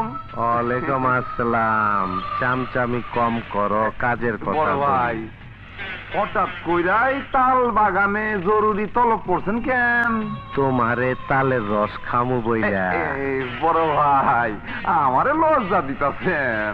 আরে মিয়া ছাগল, তালের রস না, লগে বেলের রস আছে। বড় ভাই, কি যে বলেন। আচ্ছা শোনো, বলেন। সেই দিনকার থানার ভিতরে ওই নতুন দারোগা এবং ওই পুইসকা সাংবাদিক এগো সম্পর্কে কি ধারণাটা বলো তো? বড় ভাই, ওই দারোগারে নিয়ে আমি চিন্তা করি না, আমি চিন্তা করি ওই বেটা সাংবাদিকরে নিয়ে। তার কারণ একটাই কইলো আপনি মরেন নাই, আর একটা পরিচয় পত্র দেহায় আমার মনে হইতাছে আপনার প্ল্যান বোধ হয় আউট হয়ে গেছে। শোনো, তোমার সাথে যে সম্পর্ক আমার আছে, এই বিষয়টা আপাতত কমাইতে হইব।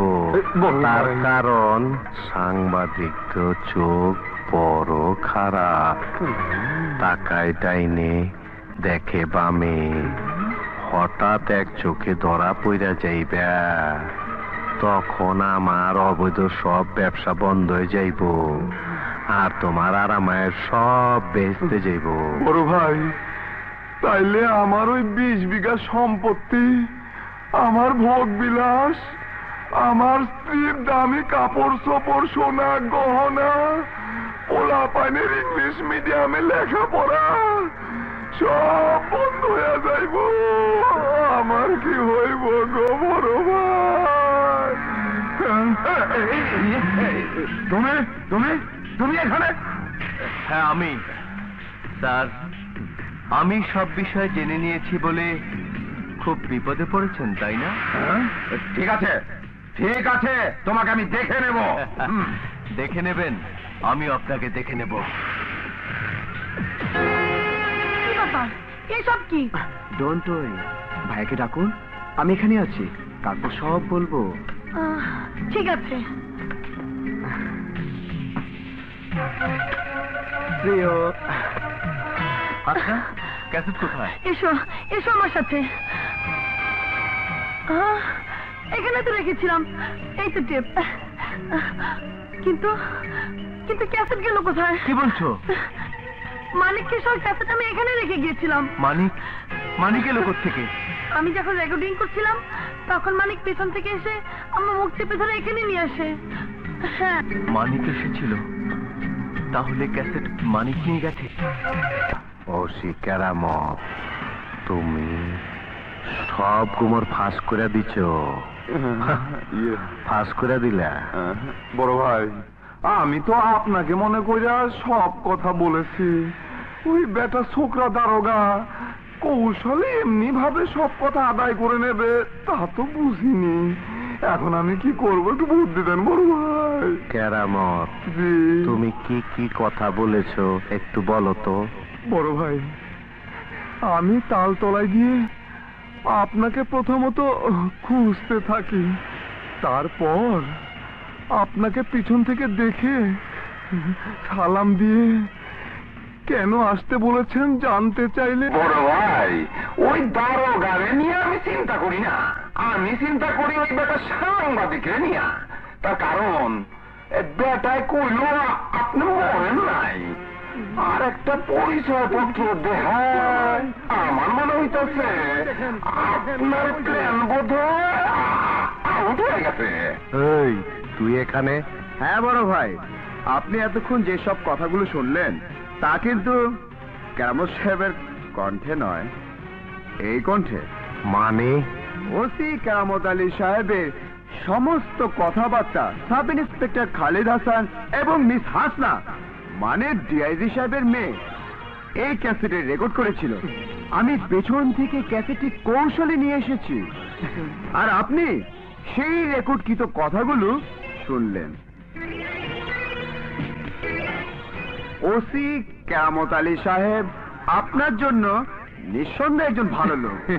রাইট, তার সাথে সেদিন থানায় কথা দিয়েছিলাম আমি তার হয়ে এবং আপনার হয়ে কাজ করব, আর সেই কথা রক্ষা করতে গিয়ে সামান্য একটু উপকার করার চেষ্টা করেছি মাত্র। সত্যি বলছো? সত্যি, তুমি আমার ভীষণ উপকার করলে। আজ থেকে তুমি আমার খুব আপনজন। বড় ভাই, এই ছেলে সেদিন থানায় গিয়ে ওই বেটা সাব ইন্সপেক্টরের বিপক্ষে কাজ করেছে। সেদিন ওকে আমি বিশ্বাস করি নাই, কিন্তু আজ ওকে আমি 100% বিশ্বাস করি। কেরামত, তুমি চুপ থাকো, একদম চুপ। জি বড় ভাই, চুপ, একদম চুপ। ওই মিয়া, তুমি হঠাৎ কইরা আমগো পক্ষে এবার এত চেষ্টা করতাছো কে? এই কারণে যে আমি ডিআইজি সাহেবের মেয়ে মিস হাসনাকে আমার জীবনের চেয়ে বেশি ভালোবাসি, যে হাসনাকে ছাড়া আমি বাঁচবো না, যে হাসনাকে আমি একটি মুহূর্তের জন্য না দেখলে থাকতে পারি না।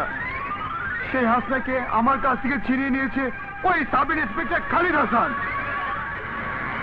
বন্ধু হয়ে বন্ধুর এত বড় ক্ষতি করতে পারে তা বাংলা ইতিহাসে লেখা নেই।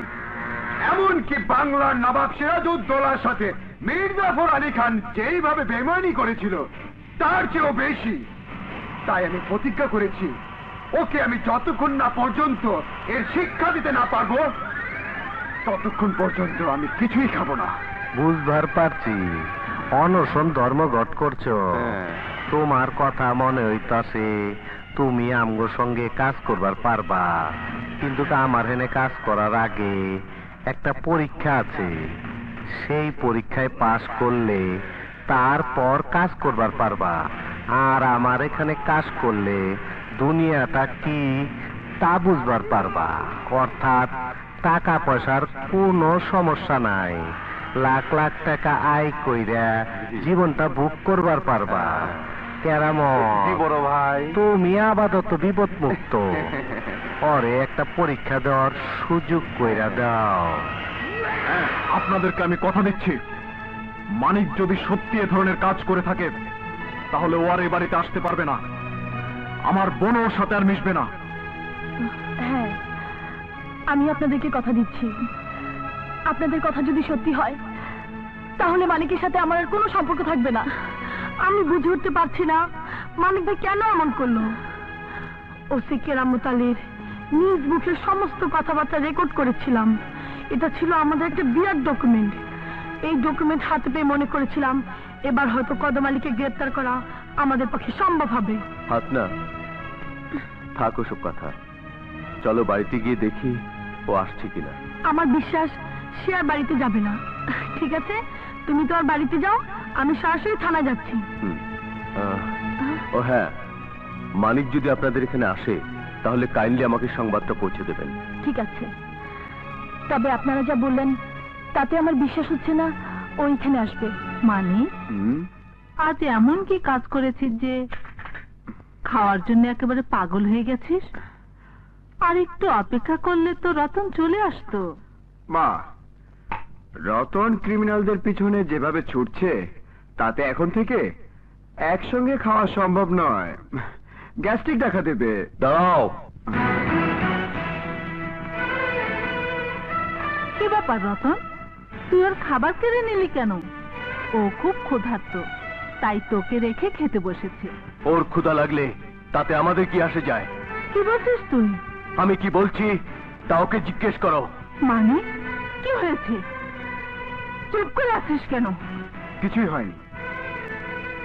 মানিক, তোর সামনে এখন দাঁড়িয়ে আছে একজন দেশপ্রেমিক পুলিশ অফিসার, তাই তোকে আমি গ্রেফতার করতে দ্বিধা করব না। বল ক্যাসেটটি কোথায়? কিসের ক্যাসেট? কোন ক্যাসেট? মানিক, আর একটা মিথ্যা কথা বললে পিটিয়ে তোর শরীরে চামড়া তুলে ফেলবো। তোরা কি শুরু করেছিস? আমাকে খুলে বল। খালা, তুমি ওকে জিজ্ঞেস করো ক্যাসেটটি কোথায়, এবং ওই ক্যাসেট চালালে বুঝতে পারবে আমি কি বলতে চাচ্ছি। তোর কাছে কিসের ক্যাসেট চাচ্ছিস? প্রতিশোধের আগুন নেভানোর ক্যাসেট। হ্যাঁ, আমি সেই ক্যাসেট চাচ্ছি যে ক্যাসেট প্রমাণ করবে কদম আলী মাস্তান জীবিত। আমি সেই ক্যাসেট চাচ্ছি যে ক্যাসেট প্রমাণ করবে কদম আলী মাস্তানের সাথে ওসি কেরামত আলীর গোপন সম্পর্ক রয়েছে। আমি সেই ক্যাসেট চাচ্ছি যে ক্যাসেট প্রমাণ করবে কদম আলী মাস্তান একজন দেশদ্রোহী বাদলার খুনি। আমার সেই ক্যাসেট ও হাতনার কাছ থেকে ছিনিয়ে এনেছে। মানিক, রতনের কথা কি সত্যি? তুই ক্যাসেট কি করেছিস? বিক্রি করে দিয়েছি। কার কাছে? কদম আলী মাস্টারের কাছে। কদম আলী মাস্তানের কাছে? কেন? টাকার জন্য।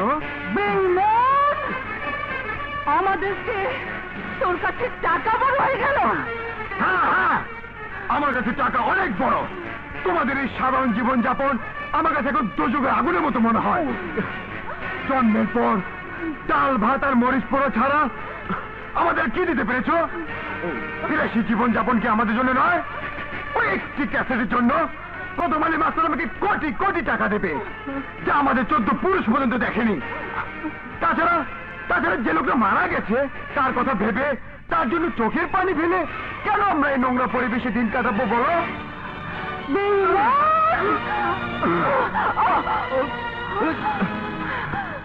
তুই বেরিয়ে যা, তুই বেরিয়ে যা আমার বাড়ি থেকে।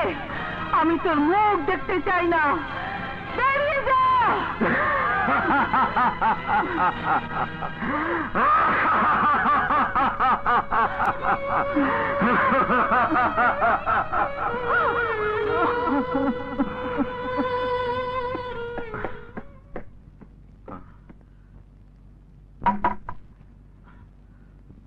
দরজা খুলো লতা। লতা, কি ব্যাপার, ঘুমাচ্ছিলে নাকি? তুমি এত রাতে? অবাক হলে মনে হয়, কিন্তু যখন শুনবে আমি আজ থেকে এখানেই থাকবো তখন বোধহয় আরো অবাক হয়ে যাবে। শোনো লতা, আমি আমার মায়ের সঙ্গে সব সম্পর্ক ছিন্ন করে তোমার কাছে চলে এসেছি। আর ভাইয়ার জন্য খুব ভালো একটা চাকরি ঠিক করেছি। মোটা অঙ্কের টাকা বেতন পাবে, তোমাদের সংসারে আর অভাব অনটন থাকবে না। হঠাৎ এমন কি হলো যে তোমার মায়ের সঙ্গে সম্পর্ক ছিন্ন করেছো? তুমি কোন মায়ের কথা বলছো যে মা তার নিজের সন্তানের চেয়ে বোনের সন্তানকে বেশি আদর স্নেহ করে? তুমি বলতে পারো পৃথিবীতে এমন কোন মা আছে যে মা তার গর্ভের সন্তানের সুখ শান্তি বিসর্জন দিয়ে অন্যের সন্তানের সুখ শান্তি নিয়ে সারাক্ষণ ব্যস্ত থাকে? মানে তোমার মা সম্পর্কে আমি যতটুকু জানি তাতে তোমার কথা আমি ঠিক বিশ্বাস করতে পারছি না। এই কারণে বিশ্বাস করতে পারছো না যে তুমি আমাদের সব বিষয় জানো না। আমার বাবার মৃত্যুর পর আমার মা আমার খালাতো ভাইয়ের নামে সমস্ত বিষয় সম্পত্তি লিখে দিয়েছে। অনেক কষ্টে নিজের উপার্জিত অর্থ দিয়ে লেখাপড়া করেছি একটা ভালো চাকরি করব বলে, তাও পারলাম না। কত ভালো ভালো চাকরির অফার পেয়েছি, কিন্তু সেসব চাকরি ওনাদের পছন্দ নয়। ওনারা আমাকে সাংবাদিক বানাবে, সাংবাদিকতা করে নিজের পকেট খরচ চলে না, তাই সুপরিকল্পিত ভাবে আমার ভবিষ্যৎটা অন্ধকার করে দিতে চাচ্ছে। এবার নিশ্চয়ই আমার কথা বিশ্বাস করবে। তোমার আর কিছু বলার আছে? অবশ্যই বলার আছে। অস্ত্র ছাড়া যেমন যুদ্ধে যেতে নেই, তেমনি খালি হাতে বিয়ে করতে নেই। লতা, আমি তোমাকে ভালোবাসি, তোমাকে ছাড়া বাঁচবো না। খুব তাড়াতাড়ি তোমাকে বিয়ে করে সুখী সংসার করতে চাই। আর বিয়ে করতে গেলে তো অনেক টাকারও ব্যাপার আছে। তাই তোমার আমার সুন্দর ভবিষ্যৎ গড়ার জন্য টাকার রাজ্যে সন্ধান পেয়েছি। কদম আলী মাস্তান আমাকে অফার দিয়েছে, তার হয়ে কাজ করলে টাকা পয়সা সোনা গহনা যা যা দরকার সব আমাকে দেবে। আমার কথা শুনে নিশ্চয়ই খুশি হয়েছে। বাহ, খুব সুন্দর। তোমার কথা শুনে খুব খুশি হয়েছি। পিতৃ হত্যার প্রতিশোধ না নিয়ে খুনির সাথে হাত মিলিয়ে সন্ত্রাসী খাতায় নাম লিখিয়ে তুমি সত্যি মায়ের উপযুক্ত সন্তানের মতো কাজ করেছো। তোমার মতো কুসন্তানকে জন্ম দিয়ে তোমার মা যে তুষের আগুনে জ্বলছে তার যে মরে যাওয়া অনেক ভালো। লতা, তুমিও দেখি ওদের মতো কথা বলছো। এই জন্য বলছি, কদম আলী মাস্তানের জন্য আমরা অনেক কিছু হারিয়েছি। তুমি জানো আমার ভাই আজ পঙ্গু কেন? আমার ভাইকে পঙ্গু করেছে ওই কদম আলী মাস্তান।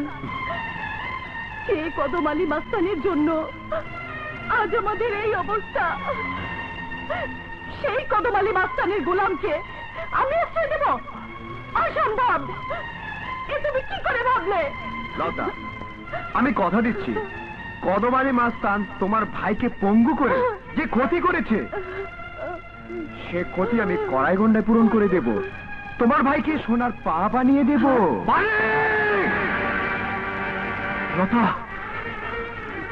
লতা, ওর কত বড় সাহস! কদম আলী মাস্তানের টাকা দিয়ে ও আমার জন্য সোনার পা কিনে আনবে।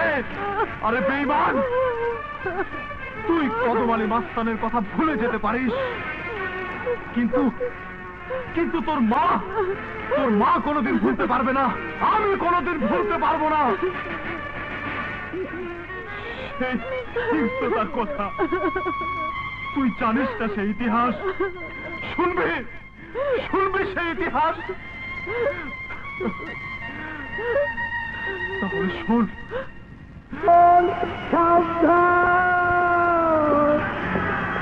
সরকারি উকিল সাহেব, আপনার কাছে সালকা একটা অ্যামাউন্ট দিয়া একটা খাম পাঠাই চালাম। আপনি নাকি খামটারে ফেরত দিচ্ছেন? হ্যাঁ, ফেরত দিয়েছি। আর এই কারণে ফেরত দিয়েছি যে সরকার আমাকে বেতন দিয়ে সরকারি উকিল বানিয়েছে। অন্যের টাকা ঘুষ নিয়ে সত্যকে মিথ্যা আর মিথ্যাকে সত্য বানানোর জন্য নয়। কিন্তু আগামীকাল আদালতে তুমি যদি আমার বিপক্ষে কাজ করো তাইলে কিন্তু এই মাইনকা বাতি জ্বালাইবো, তখন কিন্তু কইবার পারবা না কি বাতি জ্বালাইলি, কি বাতি জ্বালাইলি। ওরে ও মাইনকা, এই এর অর্থ বোঝস? বলতে নাই, মাইনকা ওস্তাদের খেদমতে বান্দা হাজির। আমার ডায়েরিতে এ পর্যন্ত আমি মাইনকা 280 বার বাতি জ্বালাইছি, আর তুমি বড় এই রাখ। আর আপনি উকিল, আমার কিন্তু মানুষ মারতে লজ্জা লাগে, তাই আমি মানুষ মারার আগে লাল চশমা চোখে পইরা রাখছি। এই যে দেখছো না, অরিজিনাল লাল চশমা চোখে সারা জীবনের লেগে পইরা রাখছি। তোমার বেলাও জানি আমার এই ব্যবস্থা না করতে হয়। এই চশমা সিঙ্গাপুরতে নামছি, অনেক টাকা খরচ। কেমন আছেন? ভালো।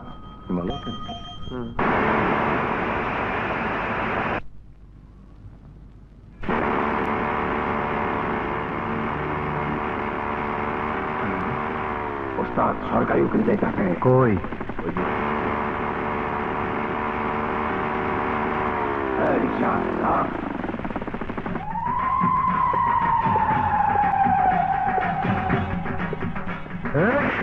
আপনারা এমন করছেন কেন?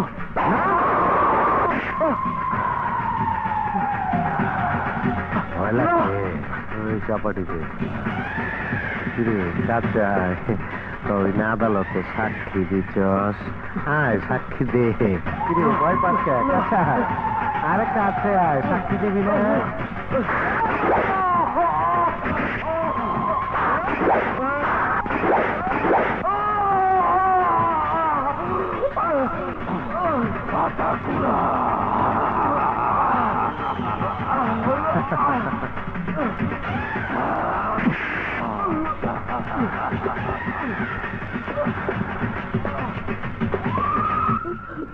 পারবি পারবি তুই আমার সেই পা ফিরিয়ে দিতে? প্রথম পরিচয়ে তোমাকে একজন ভালো মানুষ মনে করেছিলাম, কিন্তু কিন্তু এখন দেখছি। শোনো, ভুল করে আর কখনো আমার বাড়িতে আসবে না। যাও, বেরিয়ে যাও, বেরিয়ে যাও এখান থেকে।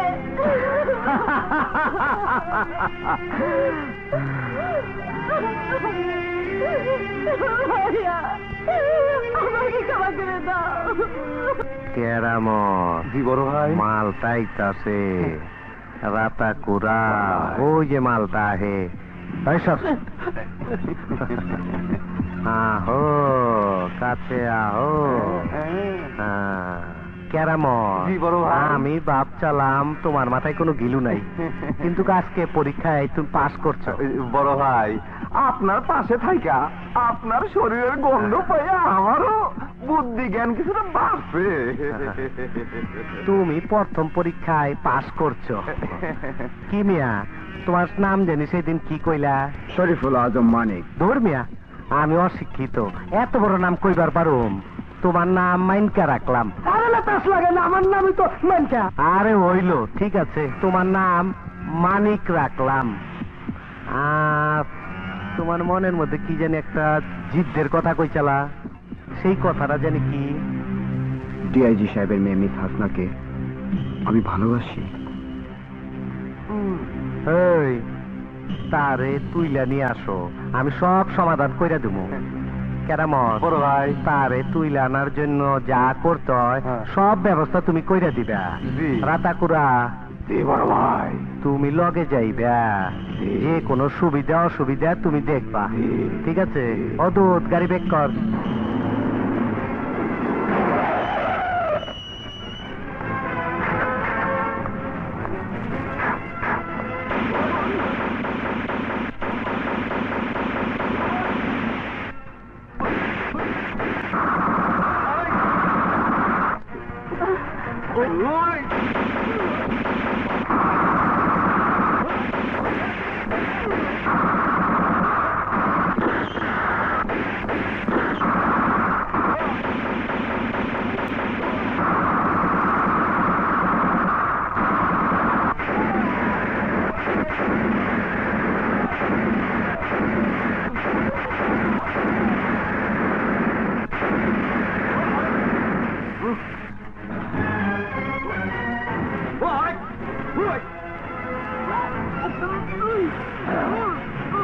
রাতাকুড়া। থানায় এই অবস্থা কেন?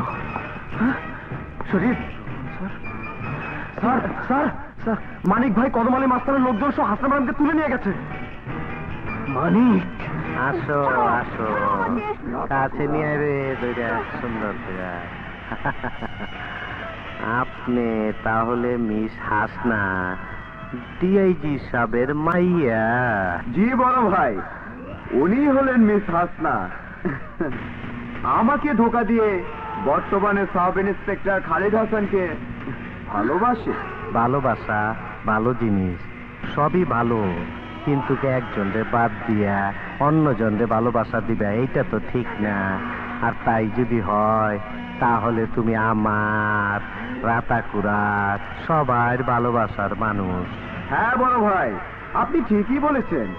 সত্যিকারের একজন প্রেমিকের সাথে যখন তার ভালোবাসার মানুষ বেইমানি করে, তখন আপনি যা বললেন তাই হওয়া উচিত। তোমার দেখতে তো তুলতুলে তুলতুলে, না দুষ নুদুস। সারার লাগে আমি না একটু লুটুস পাটুস খেলো। সালা এটা কষাই।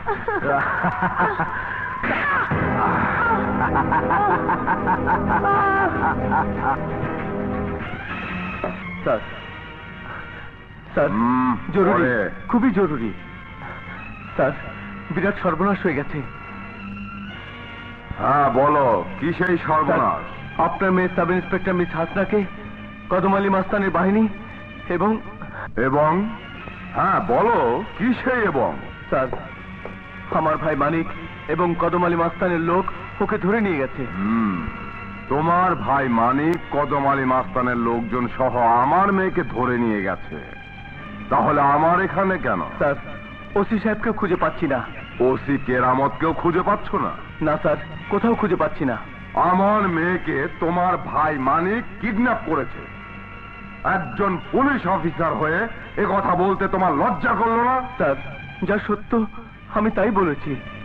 যাও, যেখান থেকে পারো আমার মেয়েকে এবং মানিককে এক্ষুনি খুঁজে বের করো। যাও। স্যার,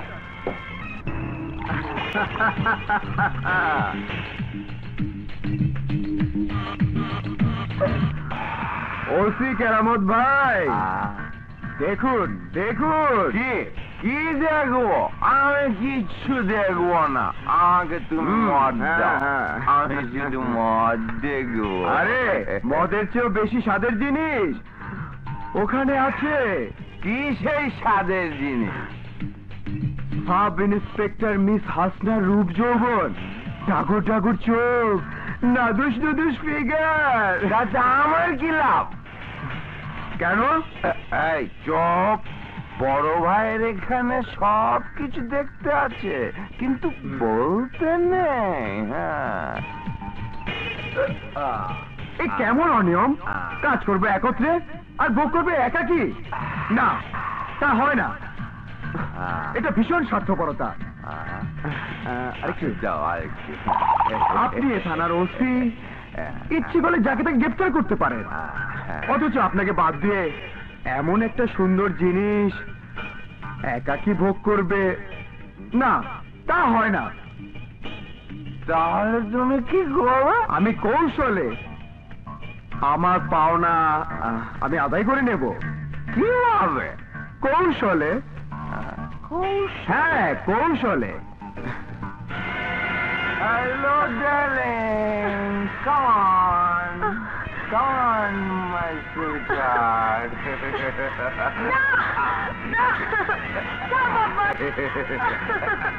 আরে একটু আদর করতে চাও?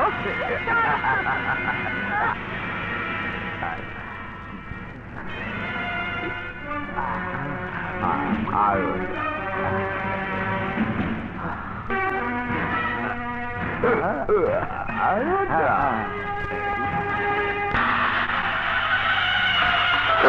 ডিআইজির মাইয়ার জ্ঞান ফিরছে।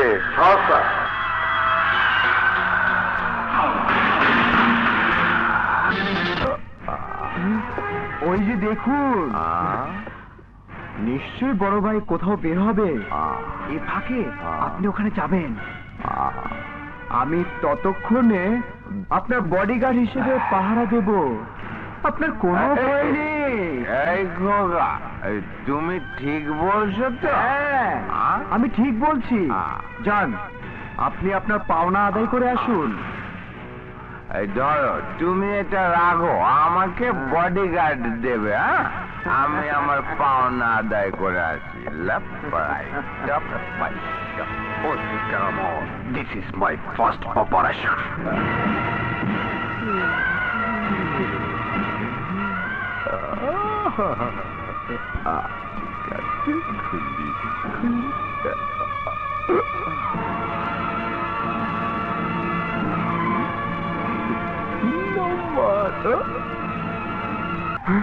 আমরা কাজ করি একত্রে, 50-50 পার্টনার। আর আপনি সেই পাওনা থেকে আমাদের বঞ্চিত করবে না, তা আমি মানবো না। তুই তাইলে 50-50 শিখা গেছস, তাইলে তো তোরে আর বাঁচায় রাখা যাবো না।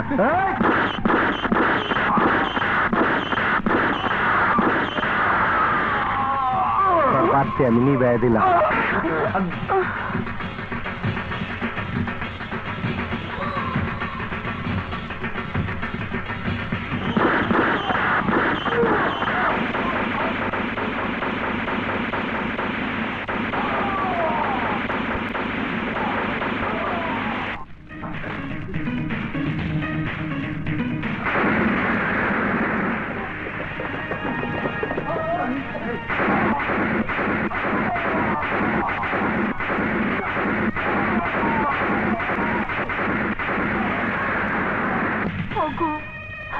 আমি এখন কি করব বলতে পারো?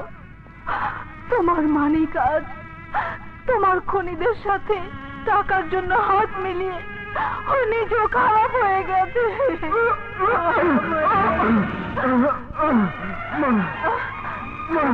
আমাকে ধরো মা, আমাকে ধরো মা।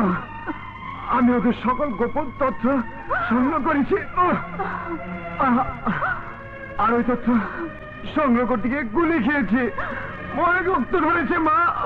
আমাকে ধরো মা, আমাকে ধরো মা। তুই এখানে?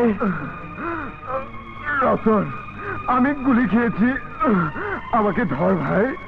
একজন ডাকাত ডাকাতি করতে গিয়ে গুলি খেয়েছে, আর সেই ডাকাতকে সহযোগিতা করবো আমি?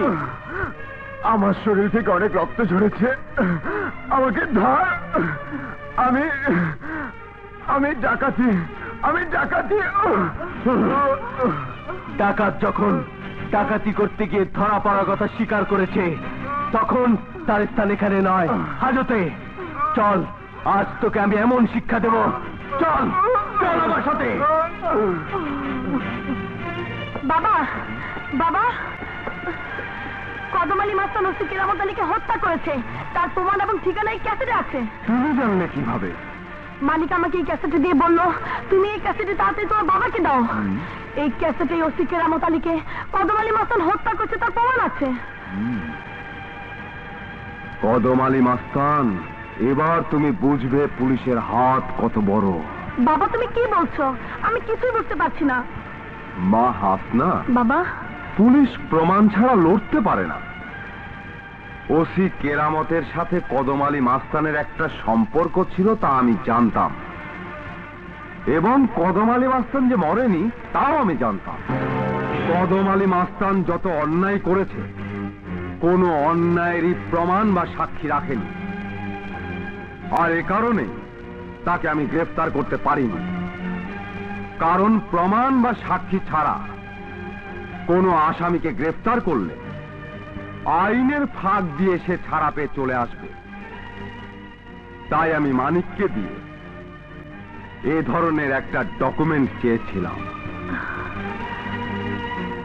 আমি কদম আলী মাস্তানকে ওরই পালিত কুকুর অর্থাৎ ওসি কেরামতের হত্যা মামলার আসামি বানিয়ে গ্রেফতার করে যাবজ্জীবন জেল খাটাবো।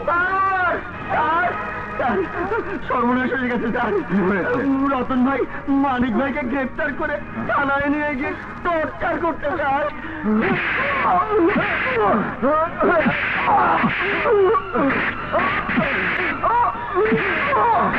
তোর মা আমার কালা তোকে কত কষ্ট করে মানুষ করেছে, আর তুই আমার সেই খালার ভালোবাসাকে অপমান করেছিস।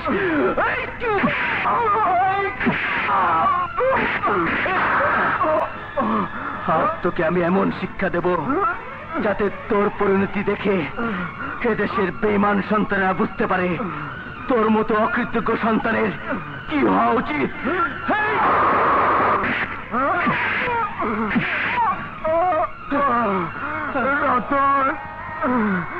আমি খুব অসুস্থ, বাঁচবো কিনা জানি না।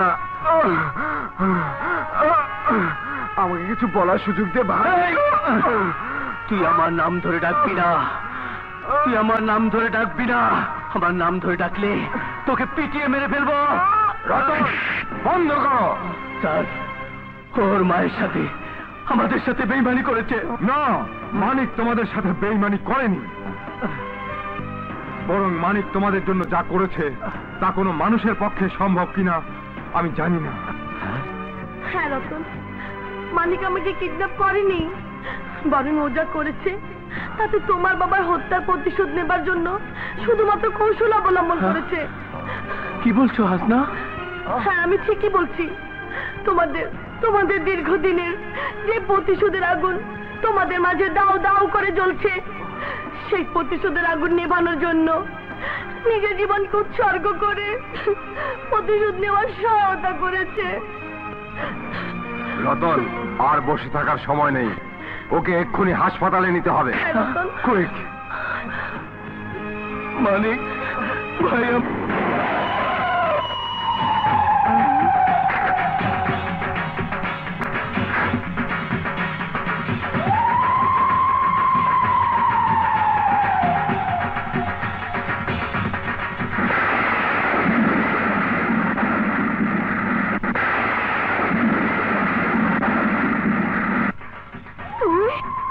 ভদ্র ভাষায় কথা বল। কদমানি মাস্তান, তুই আবার আমার বাড়িতে?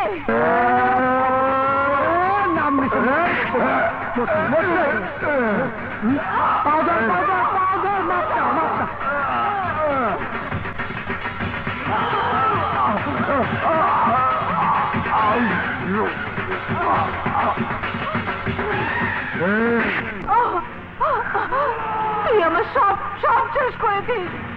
আর কি চাস বল, তুই কি চাস? আমি মডেল বানায় রাখুম, মডেল বানায় রাখুম।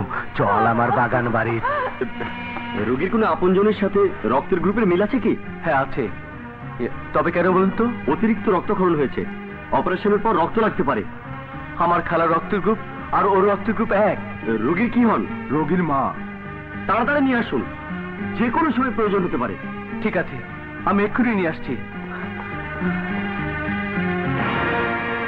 খালা, খালা, খালা। আসসালামু আলাইকুম।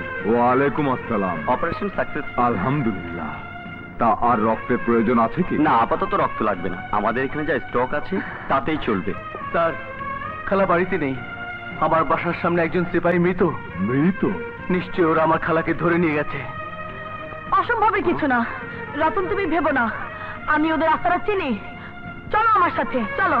রতন, যা করার ঠান্ডা মাথায় করবে। এভাবে না গিয়ে ভালোভাবে প্রস্তুতি নিয়ে, ফোর্স নিয়ে তারপর ও রাস্তা আক্রমণ করবে।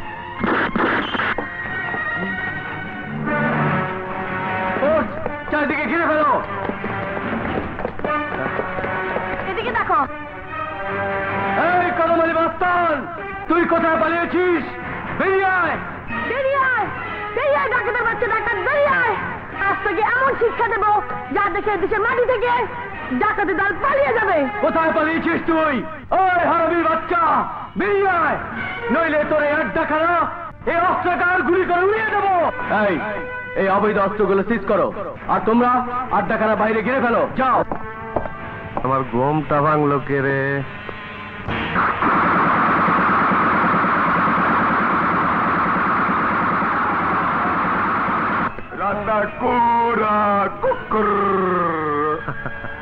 খুব তো ফাল পারলি তোন, কই গেল ফাল? এদিক টাকা, এদিক টাকা। ওই অগ মারিস না, অগলগে আমার একটা খেলা আছে, ওই খেলা হয়তো আমারে ওরা হারাইবো, নাইলে ওরা হারবো। হ্যাঁ, খেলা একটি আছে, আর সে খেলায় তোর পরাজয় নিশ্চিত, তাও তুই জেনে রাখ। আর সেই সময় বেশি দূরে নয়, খুব কাছেই। খাঁচার ভিতরে তো হাইন্দা গেছ ছোটখাটো হাতির বাচ্চা, বেশি ফাল পারিস না। রাতা কোরা অগ দুইজনে মেহমানদারির ব্যবস্থা কর। চল চল খেলা। কতমালি মাস্তান, রাতা কোরা কোকরোকো।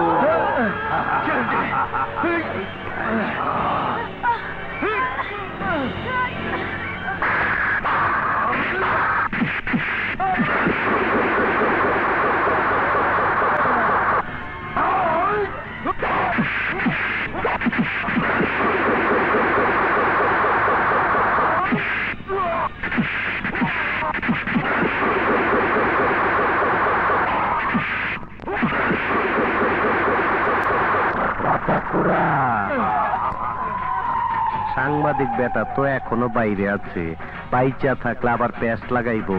ওরা আসতে দে, তারপরে এক লগে কবরে পাঠায় দিস। আপাতত বাইন্দা রাখ।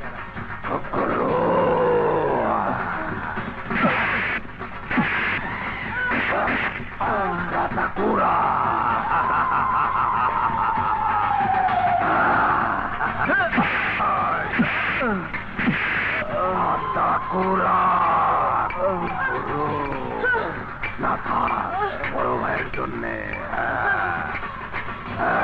রাতা কোরা।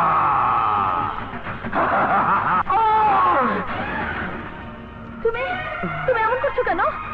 আমার মনে হয় আমার মা খুব বিপদে। না, ও কিছু না, সব ঠিক হয়ে যাবে।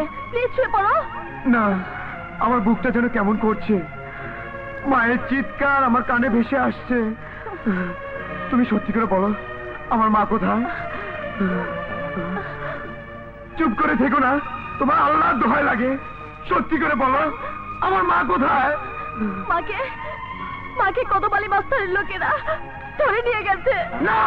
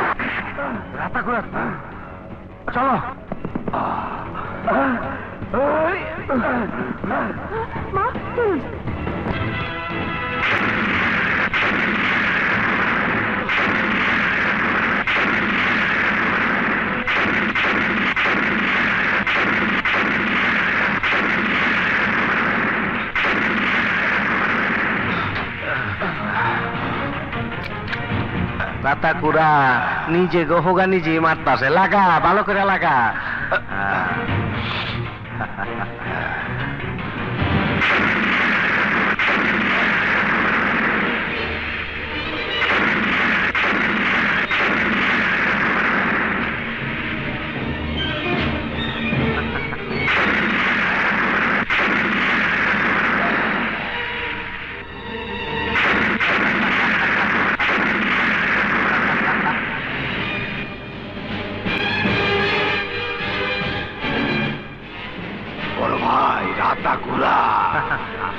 মরণ ফাঁদে পা দিছস তোরা, আজকে তগবাতি ফিউজ করুক, চল।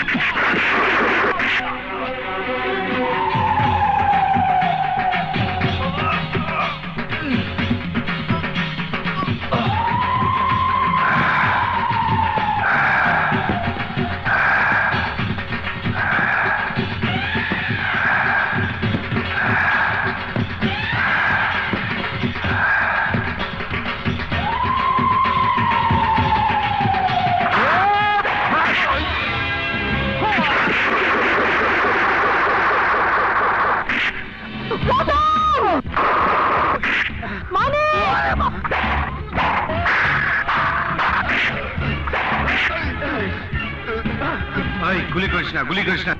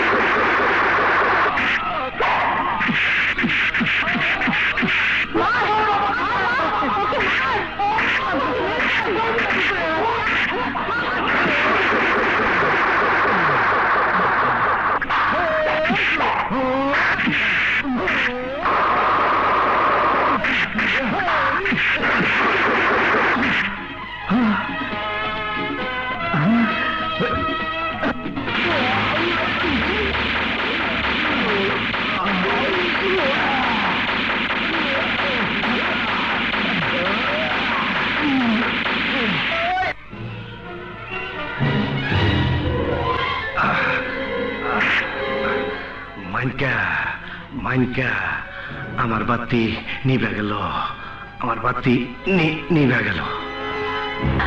আঙ্কেল, এখন কি হবে? Don't worry my Son, don't worry. ওস্তাদ ওস্তাদ ওস্তাদ গো, তোমার কি বাতি ফুজ হয়ে গেছে? হ্যাঁ, তুমি চিন্তা করো না ওস্তাদ, আমি মানকা কবরে যা তোমার বাতি জ্বালা দিব, তখন আর কোনো সারা দেখবো না। বাবারে বাবারে ও মা গো।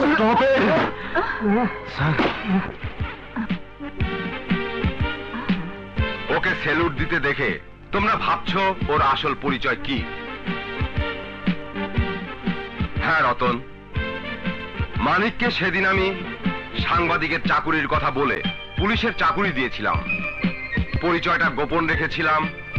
পুলিশের পোশাক পরে সব সময় সব তথ্য সংগ্রহ করা সম্ভব নয় বলে।